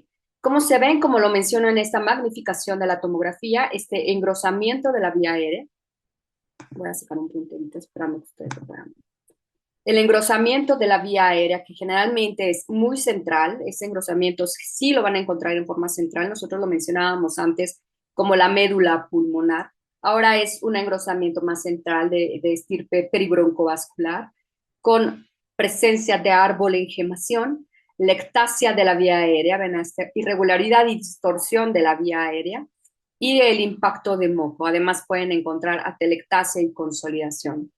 Algunas condiciones asociadas, como bien lo mencionaba el doctor Morales, es el reflujo gastroesofágico, pero no voy a andar mucho en esto. Lo que sí les voy a mencionar es atelectasia, que puede confundirse con consolidación. En este caso, están observando una proyección posterior lateral y la magnificación tomográfica de una tomografía de alta resolución y la ventana de pulmón de una pequeña de 7 años de edad con una exacerbación de asma severo. Como ustedes pueden ver desde la imagen radiológica, esta imagen triangular con agrupación de la trama broncovascular, el cual tiene un realce homogéneo post-contraste, persistencia de escaso broncograma aéreo, como lo pueden observar acá, y la retracción de la cisura, que es un hallazgo directo de atelectasia. ¿Qué pasa en los pacientes pediátricos? Y lo que sí les puede ayudar es el ultrasonido. Voy a quitar el puntero, porque sin el puntero no voy a poder enseñarles los videos. El primer video es la ecografía de la atelectasia de esta paciente pediátrica. Como ustedes los pueden ver, tiene una disminución importante en la ecogenicidad en este caso, ya no son densidades, son ecogenicidades del parénquima pulmonar. En el siguiente video, escasamente y en forma breve, porque es un video muy cortito, van a ver el broncograma líquido en el interior de esa atelectasia. Y en el siguiente video ustedes van a ver la ramificación vascular arborescente que usualmente vemos en el parénquima pulmonar, preservado diferente a la consolidación de aspecto neoplásico. Entonces, en el paciente pediátrico el ultrasonido es de infinita ayuda. Nunca reparen en solicitar un ultrasonido ecográfico si su paciente pediátrico cursa con una exacerbación de asma. Por su parte, la tomografía de senos paranasales tampoco puede ser pasada de vista, dado que el 30 al 80% de los asmáticos tienen rinitis alérgica y 20 al 40% de los pacientes que tienen rinitis tienen asma. Pero lo más importante es que ustedes ven en la tomografía de senos paranasales una poliposis nasal. Esta poliposis nasal generalmente se asocia con un asma severo, presencia de inflamación de tipo eosinofílico y una reducción de la reversibilidad al broncodilatador. Es por eso que es muy importante que ustedes tomen en consideración, además de la placa, el ultrasonido, algún otro método diagnóstico fuera del tórax. Hablando propiamente ya de imagen funcional, que esto yo creo que es lo que ha venido revolucionando el cuerpo de la evidencia científica hasta hoy, doctores, no es tan grande como el de época. Para asma, la evidencia científica en imagen funcional es breve. Realmente yo me quedé sorprendida, puesto que yo pensaba que el cuerpo de la evidencia era bastante grande y al realizar esta charla yo pensé que íbamos a encontrar gran evidencia, sin embargo no es así. Los biomarcadores de imagen se obtienen a través de la imagen funcional y la imagen funcional mide la relevancia clínica, la severidad, el riesgo de exacerbación y la obstrucción al flujo de aire, dado que los biomarcadores de imagen se traducen en lo que ustedes ven perceptiblemente como sus pruebas de función respiratoria. Por definición, todos los métodos por los cuales nosotros obtenemos imagen funcional, llámese tomografía, resonancia magnética y medicina nuclear, sirven para ver y medir perfusión, ventilación, intercambio gas y algunas características biomecánicas. Voy a empezar con la tomografía funcional. Y esto es como lo más básico y es lo que hasta hoy, doctores, es lo clínicamente aceptable. La densidad pulmonar per se refleja el tamaño y la elasticidad pulmonar, por lo cual, como ustedes pueden ver acá, puede pasar desapercibido si yo no me tomo el tiempo de darle una exageración a la ventana de esta hipodensidad que por sí ya predice una exacerbación de mi paciente. Así, estas zonas hipodensas de menor atenuación en la fase expiratoria, como lo pueden ver en esta imagen, se traducen en atrapamiento de aire, que es el rasgo tomográfico característico del paciente de asma o el paciente con este padecimiento. Sin embargo, tomen en consideración que en condiciones normales, el 80% de los pacientes tienen pruebas funcionales normales y pueden tener áreas de atrapamiento aéreo. ¿Cuál es el tip? El tip, doctores, es que observen estas zonas hipodensas localizadas en lóbulos inferiores y que no sean más de 3 lóbulos los afectados. Si es así, deberíamos de pensar realmente que mi paciente está pasando por un real atrapamiento aéreo. La evaluación visual de atrapamiento aéreo, como les puede ver, es la pauta de diagnóstico para mis pacientes. No solamente provee información cualitativa, sino cuantitativa y semicuantitativa. El atrapamiento de aire manifiesta la heterogeneidad regional muy característico del asma y también de EPOC, propiamente dicho. La evaluación tomográfica del atrapamiento de aire puede ser visual cualitativa, evaluación densitométrica por segmentación o coincidencia de imágenes. Sin embargo, les voy a mostrar solo algunos, dado la brevedad de la charla, del tiempo que tenemos para mostrarle esto. Estas tres imágenes que ustedes ven acá, en esta diapositiva, doctores, es un nuevo software que estamos tratando de emplear en los pacientes que tienen enfermedad de la vía aérea pequeña. Y es un software que se llama Slicer y es un software que nos mandó uno de los médicos que está trabajando con nosotros, el cual vive en Boston. Y es magnífico, es ideal para los pacientes que tienen asma. Por tanto, no dejen en saco roto los tips. La evaluación o los métodos cuantitativos son todos estos parámetros que ustedes pueden ver en esta tabla de la diapositiva, pero les voy a hablar brevemente solo de algunos y los que yo considero los que pueden servir en su práctica clínica diaria, los que con fluidez pueden ver con su paciente. El primero es la evaluación semi-cuantitativa. Entonces, lo que se hace son 3 cortes tomográficos, uno localizado a nivel del callado de la arteria aorta, el segundo localizado a nivel de la carina y el último 5 a 10 centímetros por debajo de la carina.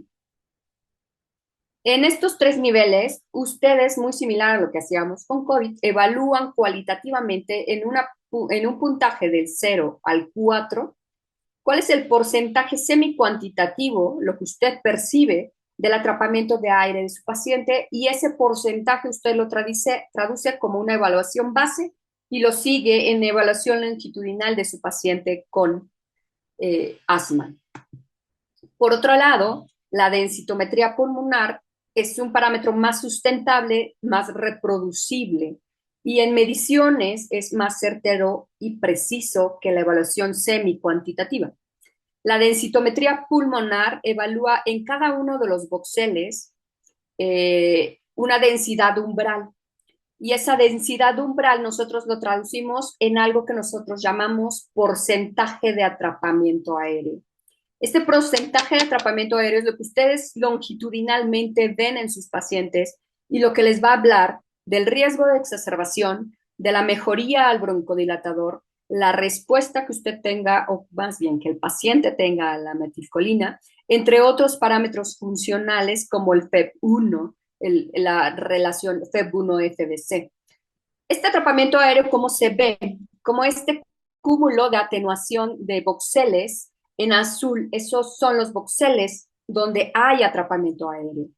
Entonces, estos voxeles son temporal y espacialmente persistentes en los pacientes que tienen asma. Esta es la fase inspiratoria y expiratoria, donde usted puede apreciar además la distribución en el eje longitudinal del atrapamiento de aire de su paciente. Y finalmente, este porcentaje de atrapamiento de aire habla de la remodelación, disfunción del músculo liso y del proceso inflamatorio de la vía aérea que su paciente le está manifestando. Por otro lado, tenemos otro biomarcador por imagen. Acuérdense que todos estos son biomarcadores subrogados, así nosotros los conocemos, pero ya están aprobados por la Sociedad Radiológica de Norteamérica. Eso es muy importante que ustedes lo tengan en consideración y de práctica clínica diaria. Está la diferencia entre la expiración y la expiración de la atenuación pulmonar media. Les habla de la alternativa cuando mi paciente de asma además tiene enfisema. Entonces lo que hace es restar los voxeles de enfisema y obtengo un porcentaje de atrapamiento aéreo más confiable, dado que la fase inspiratoria no distingue los voxeles de enfisema que los voxeles de la vía aérea. Pero algo más específico, doctores, es este que es el mapa de respuesta paramétrica y les habla de los voxeles con diferentes umbrales. Hay voxeles enfisematosos muy útiles en los pacientes que tienen EPOC, los voxeles con enfermedad de la vía aérea pequeña, que estos son los usados en los pacientes que tienen enfermedad de la vía aérea, específicamente asma, entre otras, y los voxeles normales, que son usados para cuantificar otros tipos de parámetros. Los voxeles que predicen enfermedad de la vía aérea pequeña, además sirven, doctores, para discriminar a su paciente de POC y asma. Sin embargo, cuando el paciente tiene la superposición de asma y EPOC, es difícil de hacer esta distinción o este discernimiento si un paciente o usted solo lo quiere ver. Por otro lado, tenemos que es el índice de atenuación mosaico, en el cual en la fase expiratoria la tomografía lo que hace es divide en particiones automáticas cada una de las atenuaciones, las eleva al cuadrado y le proporciona a usted una medida cuantificable, reproducible, de la atenuación en mosaico que su paciente tiene en la fase expiratoria, pero no distingue de la perfusión en mosaico. Es muy importante que por eso ustedes sepan distinguir perfusión de atenuación. Acuérdense que la perfusión, además, hay una disminución en la atenuación de las estructuras vasculares, disminución en el tamaño y disminución en la densidad. El análisis por clúster es una alternativa en los pacientes en los cuales es difícil visualizarlos. Acá se utiliza el umbral por determinado promedio, que para el atrapamiento aéreo es menos 856 unidades Hounsfield, y lo agrupa en esferas o lo agrupa en tamaños o en colores, como lo pueden ver acá, para que usted pueda ver reproduciblemente el tamaño del parénquima pulmonar en el cual existe esa atenuación en mosaico o esa atenuación o esa baja atenuación, dependiendo del umbral que usted quiera ver, y les predice además esta temporalidad regional que su paciente con asma tiene. Esto es una matriz J, doctores. La matriz J es un parámetro biomecánico y habla de la mecánica pulmonar específicamente. Lo que hace es un solapamiento de la fase inspiratoria y expiratoria en una matriz de colores y les habla de la deformación del voxel. La deformación del voxel es cuantificable por una medida que se llama determinante jacobiano. El determinante jacobiano o determinante J predice además la morbilidad y la mortalidad respiratoria, aunque este último parámetro o este último evaluación biomecánica no está tan ampliamente difundida como los previos mencionados en la charla. Este es el cual yo creo que es el más útil, es el más factible y lo dejé al final de la tomografía, aunque todavía no acaba la charla, ya casi, pero todavía no, es el porcentaje del área de la pared. El porcentaje del área de la pared es medible a nivel de la tercera o la quinta generación, dependiendo de la generación que ustedes quieran evaluar, doctores. Generalmente yo lo hago a nivel de la quinta generación. Tomamos bronquios específicos en los pacientes y lo que se hace es la medición del grosor, el área de lumen, el área total, la densidad de la pared y finalmente esto se traduce en el volumen expiratorio forzado. Mientras más gruesa sea la pared de mi paciente asmático, va a haber una menor función pulmonar y un incremento en el riesgo de la exacerbación de mis pacientes. Además, se dice que el grosor de la pared es un parámetro de seguimiento en los pacientes asmáticos que son evaluados o que son tratados con termoplastía, como bien lo mencionó el doctor Morales. Estos parámetros cuantitativos a nivel de la quinta generación de la vía aérea son difíciles de obtener, hay que tener como mucha paciencia, hay que sentarse de verdad con demasiado escrutinio y demasiado juicio a hacer la medida. Si ustedes tienen un software de no medidas automáticas, lo que se hace es esta ecuación que les menciono aquí, para que ustedes puedan obtener el porcentaje del área de la pared de su paciente.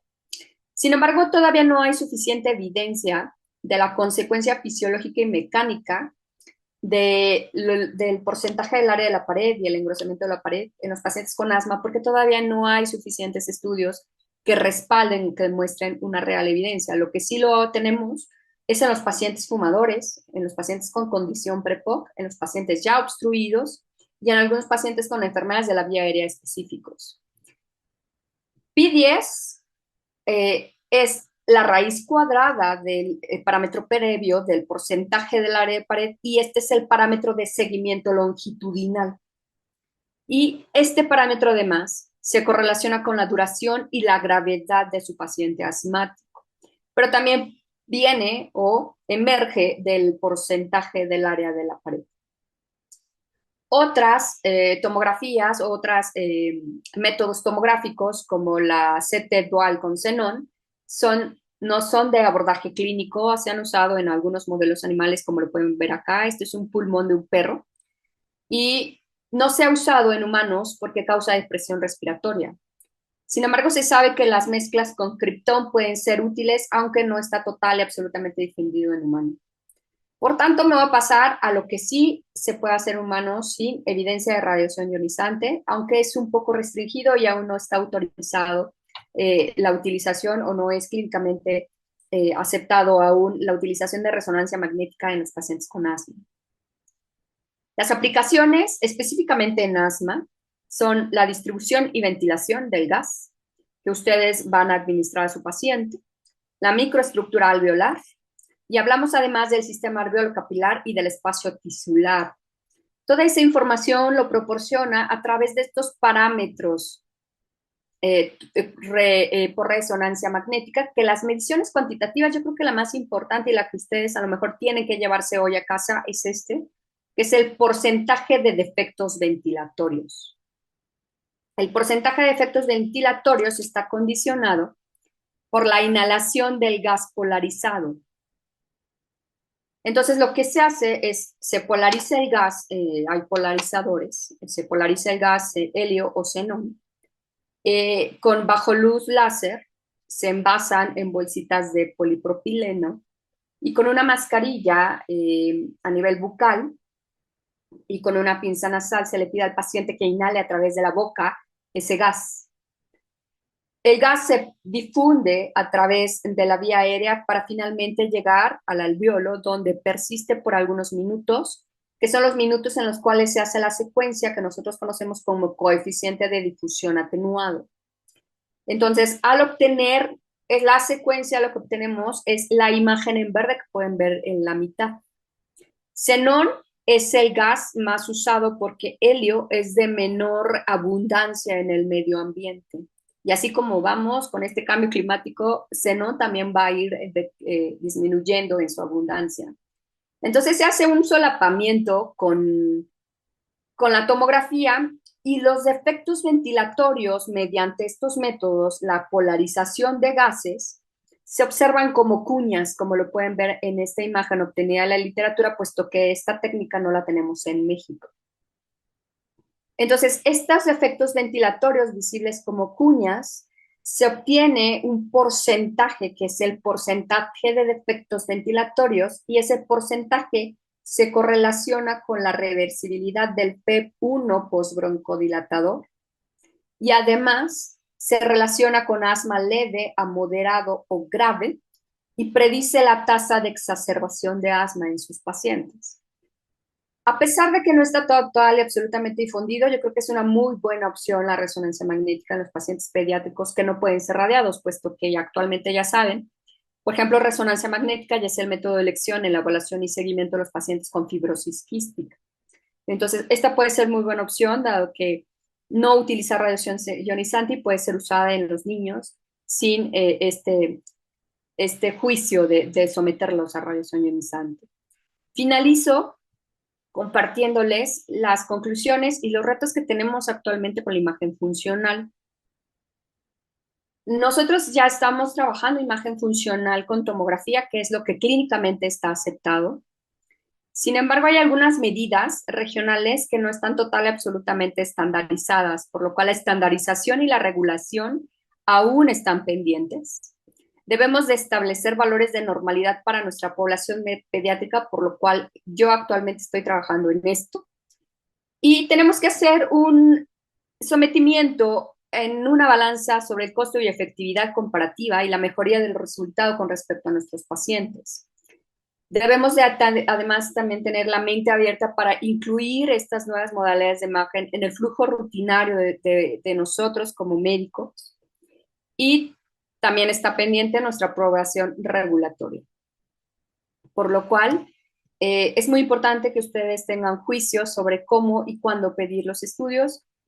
Repito, resonancia magnética no está aún disponible en la práctica clínica, pero sí tenemos tomografía y les podemos proporcionar mucha información y es muy útil para que el paciente, en el cual a lo mejor no podemos hacer una evaluación cuantitativa, pero una evaluación semi-cuantitativa sí lo pueden hacer en su consultorio.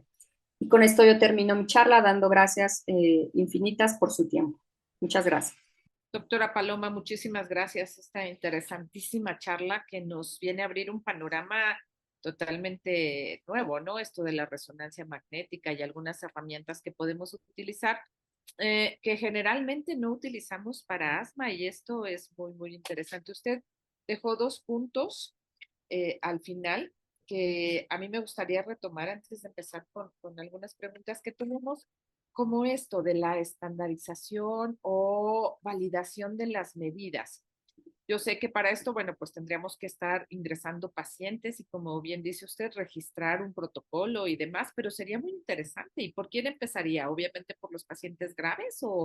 o sería un grupo, ¿no? Fíjese, doctora, que esto ha sido mucho de un poco controversial, ¿no? De generar controversia. Yo trabajo específicamente con los pacientes con EPOC y estamos protocolizando ya los pacientes con EPOC con medidas cuantitativas para dar predicción y pronóstico de la exacerbación de los pacientes y hacer diagnóstico temprano, o sea, establecerlos en la etapa clínica de pre-EPOC. Pero en asma, doctora, es muy poca la aceptación, puesto que se cree que la tomografía condiciona una dosis de radiación elevada para el paciente.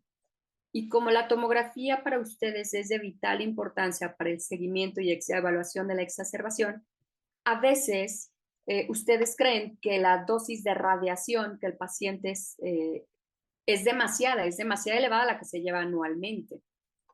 Actualmente ya tenemos un protocolo tomográfico, doctora, que confiere una dosis aproximada de 4 milisieverts cuando el paciente en una tomografía simple recibe usualmente aproximadamente 7 milisieverts. Entonces, lo que hacemos es reducir importantemente la dosis de radiación para que sea una radiación usualmente la que nosotros recibimos de trasfondo natural anualmente, para que nuestro paciente pueda darse ese seguimiento longitudinal y ustedes puedan tener este seguimiento y tener un valor real de lo que le está pasando a su paciente. Entonces, eso es uno, quitémonos un poco la idea que el paciente va a ser sobrerradiado, no va a ser sobrerradiado, al contrario, recibe menos radiación. Por otro lado, hay algunos médicos que creen que los softwares son costosos. No, no son costosos. Lo que sí requiere es que el médico radiólogo que va a ayudarles a protocolizar a sus pacientes esté adecuadamente adiestrado, por así decirlo, tenga el conocimiento de lo que se hace en la imagen funcional y tenga un neumólogo con muchas ganas de protocolizar a sus pacientes. Eso es lo básico. Claro, y también ahí pones tu costo-beneficio, ¿no? Sí. Porque, ok, estamos haciendo esto, vamos a hacer la resonancia o la tomografía que estás comentando con menos radiación. ¿Y qué beneficio nos va a dar? Tú mencionaste algo que a mí me llama mucho la atención porque siempre está este asunto de si es saco, si no es saco, si tiene poqui asma, si existe, no existe, como se llame, los pacientes están, ¿no? Son esos pacientes con EPOC que revierten importantemente y que pueden tener ambas enfermedades. Tú acabas de comentar de los voxeles, se me hace súper interesantísimo porque podríamos tener el diagnóstico definitivo ahí, ¿no? Con Por este ahí tipo de... vamos, doctora. Estoy luchando con eso, de verdad. Estamos tratando de protocolizar adecuadamente a los pacientes para hacer diagnóstico temprano. En el caso de asma, doctora, aún no estamos trabajando en ello. Sin embargo, yo creo firmemente, pienso firmemente que tenemos que iniciar a protocolizar nuestros pacientes asmáticos, iniciando por los pacientes con asma severo, sobre todo aquellos que van a entrar a algún proceso de tratamiento como termoplastía, como bien lo mencionó el doctor Morales. Debemos de estar evaluándolos antes y después, ver qué estamos omitiendo y qué estamos pasando por alto, porque una de las facultades de la medicina o de la radiología funcional es que estamos fenotipificando por imagen al paciente, además de lo sérico que ustedes están haciendo. Entonces, algo que sí yo quiero dejar muy en claro es que no estamos solos, somos un equipo multidisciplinario y trabajamos para el paciente y hay pacientes que no pueden pagar a lo mejor ni siquiera la placa, ¿no? Entonces eso es muy importante. Si trabajamos en conjunto, a lo mejor podemos darle el máximo beneficio porque finalmente trabajamos para y por el paciente.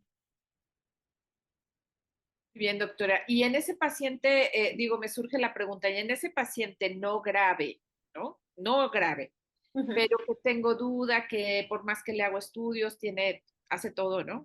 Tiene cara de asma, todo se comporta, pero sigue apareciendo sin resultado objetivo con asma. Podríamos someterlo a este tipo de estudios y tener un diagnóstico certero, Sí, doctora. ¿no? Sí, lo podríamos hacer.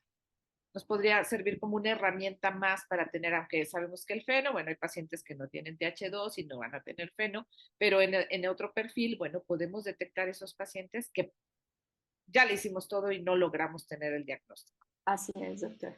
Es un trabajo en equipo. Somos un equipo. Muy bien, y sí, realmente es una herramienta que casi no ocupamos para asma, ¿no? Yo creo que nos acabas de abrir un panorama muy interesante para poder empezar a solicitarlas y a ir marcando esta pauta de tener un diagnóstico más certero y tener las imágenes adecuadas. Claro que sí, doctora. Muy bien, doctor Morales, tenemos algunas preguntas para usted. Nos preguntan por ahí que qué porcentaje de pacientes responden a la termoplastía. Si en el INER llevan un control, si tienen algún protocolo, ¿cómo lo está viendo? ¿Qué visión tienen? Bueno, del seguimiento que se tiene hasta la fecha de pacientes sometidos a termoplastía, hay tres grandes estudios. En general, los resultados van a una disminución del 45% de las exacerbaciones severas y una disminución del 75% en la necesidad o requerimiento de hospitalización por estas crisis. Y esto se ha mantenido o ha sido estable por más de 5 años. Entonces, más o menos es el porcentaje que nos dan los estudios. Por parte del INER actualmente no tenemos algún estudio publicado. Sí se han realizado termoplastías. Ahorita hemos estado igual con poca captación de pacientes. Tengo un registro hasta de la fecha de más o menos 12 pacientes.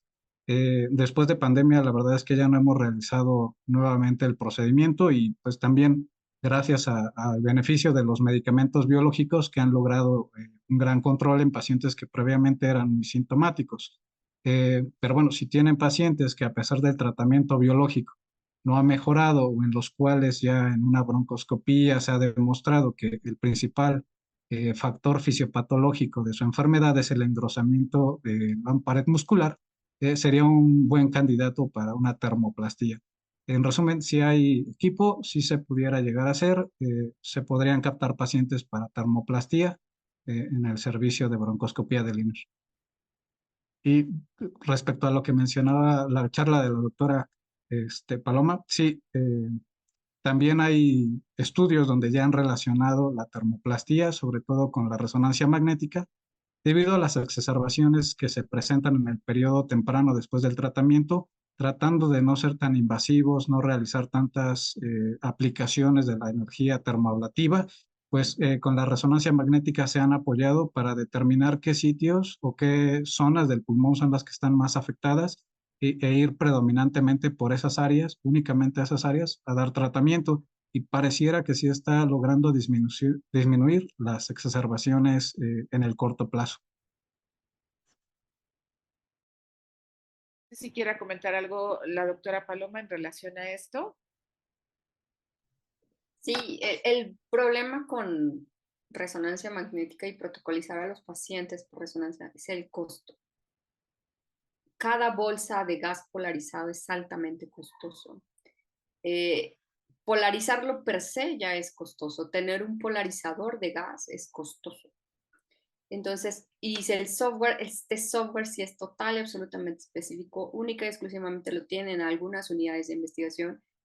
Y la resonancia magnética, yo creo que para México aún está un poco lejos. Yo creo que lo factible y lo que yo creo que podemos tener tangible así directo es una tomografía y evaluarlos cuantitativamente mediante evaluación de la vía aérea pequeña directamente y el porcentaje de atrapamiento aéreo, que es lo que es el parámetro ya biomarcador subrogado, ya establecido para los pacientes que tienen asma y tienen EPOC. Pero sí, la rezo aún está un poquito lejos de nuestro alcance, desafortunadamente. Doctor, aparte de protocolo, de hacer la tomografía como para un protocolo, bueno, ya comentó que la resonancia sería más costosa y que no hay el equipo, ¿no? Pero en cuanto a la tomografía, que nos puede marcar las zonas a tratar, ¿no? Y tener obvio, una mejor identificación de a qué va en la terapia de termoplastía, nos permitiría también hacer el seguimiento. Digo, es mucho menos invasiva una tomografía, ¿verdad? Que volver a hacer una broncoscopía como para revisar cómo está el paciente. Esa disminución del atrapamiento aéreo nos permitiría hacer seguimiento sin ser tan invasivos. Claro que sí, doctora. Eso es mucho lo que se hace en EPOC, se evalúa post broncodilatador y la evaluación longitudinal, y para eso se usa el parámetro que se llama P10. Ese parámetro es muy importante en el seguimiento longitudinal de todos los pacientes que tienen este sustrato anatómico, esta marca anatómica importante en la fisiopatología de la enfermedad, que es la vía aérea pequeña. El P10, el porcentaje del área de la pared y el P10. Y regionalmente, pues lo que ustedes visualmente les ayuda es hacer un cúmulo de densidades, como lo mencionaba, esas áreas rojas acumuladas que ustedes pueden ver que es hacia dónde pueden ir dirigido su tratamiento. En este caso, pues para Jorge eso le ayudaría a hacer la termoplastía dirigidamente. Doctor Morales, también nos preguntan, y ya contestó algo al respecto, pero bueno, aparte de los biológicos, quizá estamos conociendo más a los pacientes en general.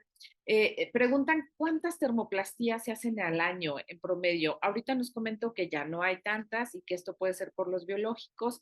Yo creo que puede ser por los biológicos o también esta tipificación del paciente y poder etapificarlo mejor y que no llegue a asma grave, ¿no? Estar teniendo un seguimiento mayor, ya se dijo en toda la semana, hay que vigilar que realmente use adecuadamente los inhaladores, que lleve la terapia, que etc, etc, que eso esté haciendo que el paciente no llegue a ser tan grave y que no requiera este procedimiento, o es exclusivo de los biológicos. Estos pacientes ya se van al biológico y es mejor la respuesta.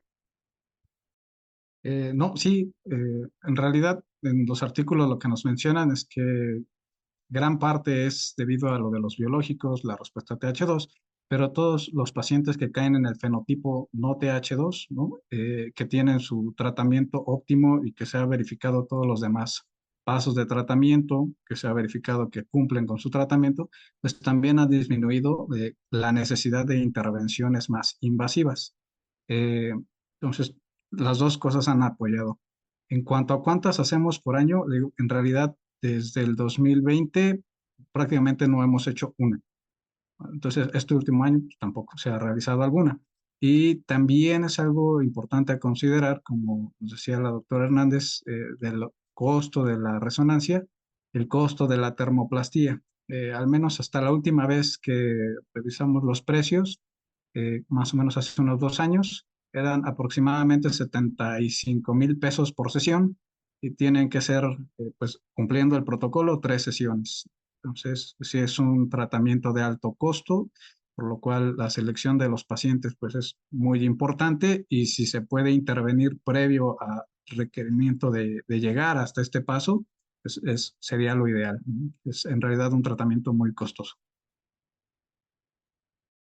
Así es, aunque los biológicos, bueno, también, ¿verdad? Pero están demostrando mucha eficacia, mucha efectividad en cuanto al control de los pacientes. Doctora, una última pregunta de mi parte, espero. Fuera de protocolo, ¿qué tantos pacientes de asma te llegan para estos estudios? Pues, doctora, aún no nos empezamos a protocolizar, pero asma es una de las principales causas de, de estudio tomográfico, por así decirlo. EPOC y asma van como en las primeras causas de enfermedades crónicas, las que están elevando la mortalidad de nuestro país. Y yo creo que a la semana, doctora, bueno, más bien no a la semana, al día, al menos vemos 3 a 5 tomografías de pacientes asmáticos. Sí, es un recurso que se utiliza con La, frecuencia. la tomografía con mucha frecuencia es de mucha ayuda para los médicos neumólogos. Muy bien. Bueno, aquí nos preguntan o sea, nos hacen un cuestionamiento o te hacen a ti un cuestionamiento técnico que dicen cuál es la diferencia entre atenuación en mosaico Ujú. y perfusión en mosaico. Sí, eh, es muy importante que para ustedes hagan la distinción, tienen que tener las dos fases, la inspiración y la aspiración. En inspiración nosotros vemos esos cambios de densidad entre la hipodensidad y la hiperdensidad y eso ya es mosaico. Cuando se hace la fase expiratoria en condiciones normales, todo el parénquima pulmonar en condiciones homogéneas se hace blanco porque se sale el aire. Cuando hay atenuación o cuando hay mosaico, lo veo en la fase inspiratoria. Cuando hay perfusión en mosaico, ya me habla de una enfermedad vascular o vasoconstricción por hipoxia, que también lo hacen los pacientes con asma. Entonces, esto lo veo en la fase expiratoria, pero no distingue de las enfermedades vasculares como las vasculitis pulmonares. ¿Cómo lo distingo? Generalmente la fase expiratoria, en los pacientes asmáticos, las estructuras vasculares se hacen pequeñas, chiquitas, por vasoconstricción por hipoxia, pero los pacientes que tienen vasculitis, que realmente tienen una real perfusión en mosaico, hay una disminución en número, tamaño y sinuosidad de las estructuras vasculares en esas zonas hipodensas persistentes. Esa es la perfusión en mosaico. No sé si me explico. A mí es que a mí me apasiona y luego lo explico, pero mi léxico, soy radióloga y mi léxico es como muy técnico, pues discúlpenme. Claro, sin embargo, creo que nos ayudas mucho en estas aclaraciones y si nos dejas tu correo al final, bueno, pues ya Claro, con un interés específico en algo, te puede contactar y nos ayudas. ¿Sí? claro que sí, con todo gusto, Muy bien, con también todo preguntas cariño. las especificaciones de la tomografía, si no malentendí yo, es una tomografía de alta resolución, pero bueno, ahí están preguntando en el chat que si es una tomografía simple o contrastada. El protocolo volumétrico para la cuantificación de la enfermedad es una fase inspiratoria y expiratoria, pero en volumen. No requiere contraste, pero sí requiere que su paciente les apoye. Eso es muy importante. Yo me acerco con los pacientes y les explico que la inspiración y la expiración dependen de ellos. Entonces, lo que hacemos es enseñarles a hacer el esfuerzo ventilatorio que ustedes hacen en la espirometría para que tengamos una capacidad pulmonar total y un volumen residual adecuado y en correlación con la espirometría, que es el primer parámetro de función pulmonar que ustedes ven. Entonces, le enseñamos al paciente. La tomografía además tiene que tener filtros específicos para que sean cuantificables y reproducibles. Estos son puros parámetros técnicos, pero sí son muy específicos y sí requiere que el técnico y el médico radiólogo estén familiarizados para que la volumetría y la cuantificación de su paciente sea llevado a cabo lo más reproducible posible, sí, lo más reproducible y que sea longitudinal y sea lo mismo en las siguientes evaluaciones subsecuentes del mismo paciente. Muy bien, muchas gracias. Con gusto. Estamos próximos al cierre.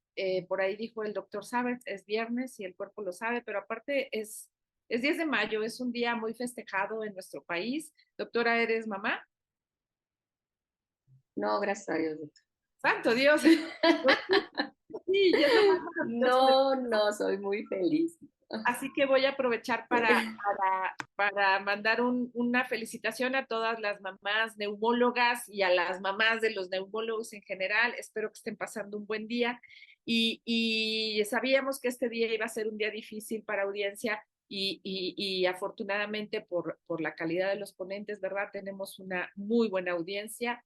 Muchas gracias a todos por su asistencia. Muchas felicidades a todos. Por favor, si gustan hacer algún comentario para cierre, doctora Paloma. Gracias, gracias, gracias por la invitación a dar esta charla. Es muy importante para mí empezar a difundir la imagen funcional en tórax y empezar pues, a trabajar en conjunto, porque lo que hemos hecho yo creo que es deslindar la parte radiológica de la parte neumológica. y trabajamos para el paciente. Entonces, somos un equipo y es muy importante que empecemos a hacer estas cosas para los pacientes.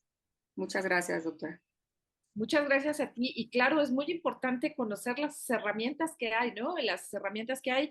Me gustaría puntualizar algo, espero que no diga yo algo erróneo, pero comentaste de la resonancia en niños. A veces en niños es muy difícil, ¿no? ¿Hasta qué edad o a partir de qué edad puedes ver estos cambios? O sea, tenemos la espirometría que pues no se puede hacer en pacientes muy pequeños, ¿verdad? Pero a partir de qué edad nos podría servir. Fíjese, doctora, que hemos protocolizado a los niños con discinesia ciliar primaria por tomografía y hemos arrojado parámetros cuantitativos tomográficos y lo hemos hecho con mucho éxito a partir de los 5 años de edad. Okay. Mucho éxito. Sin embargo, para no radiar a sus pacientes y hacer a lo mejor estas evaluaciones por resonancia magnética ya cuando tengamos clínicamente aceptada la resonancia para imagen funcional en tórax, yo creo que lo podremos hacer incluso a partir de los 3 años. Que eso sería bien interesante, ¿verdad? Sí, es súper interesante. Cuesta trabajo. Mucho. Para la reso cuesta más. Los niños tienen que estar sedaditos. Claro, claro, pero se puede hacer y no los Sí, estás radiando, ¿no? así es, doctor. Muy bien, muchas gracias, doctora. Doctor, un comentario de cierre. Y como comentario, pues antes de pensar como en las medidas de intervención, ¿no? Ya una termoplastía, crioablación, que son tratamientos como más invasivos, pues la broncoscopía posiblemente ahorita de manera inicial lo que nos podría ayudar es en la cuestión de fenotipificar mejor al paciente, pues adquirir una biopsia posiblemente sea más accesible para todos los que estamos aquí que la medición de eosinófilos en SPUT, ¿no? Y en la parte de la biopsia, pues es bien importante contar con un patólogo de confianza, alguien que ya tenga conocimiento de la revisión de muestras de pacientes con asma, ¿no? Para que podamos tener una buena clasificación y una buena identificación de los cambios asociados a este padecimiento. Muchas gracias, doctor. Bueno, pues si no hay otro comentario y si no hay más preguntas, yo les agradezco a nuestros panelistas del día de hoy. Muchas gracias por su participación, muchas gracias por darnos estos conocimientos y por darnos estas horas en este día que aquí es sumamente felicitado, ¿no? Y sumamente festejado, ¿no?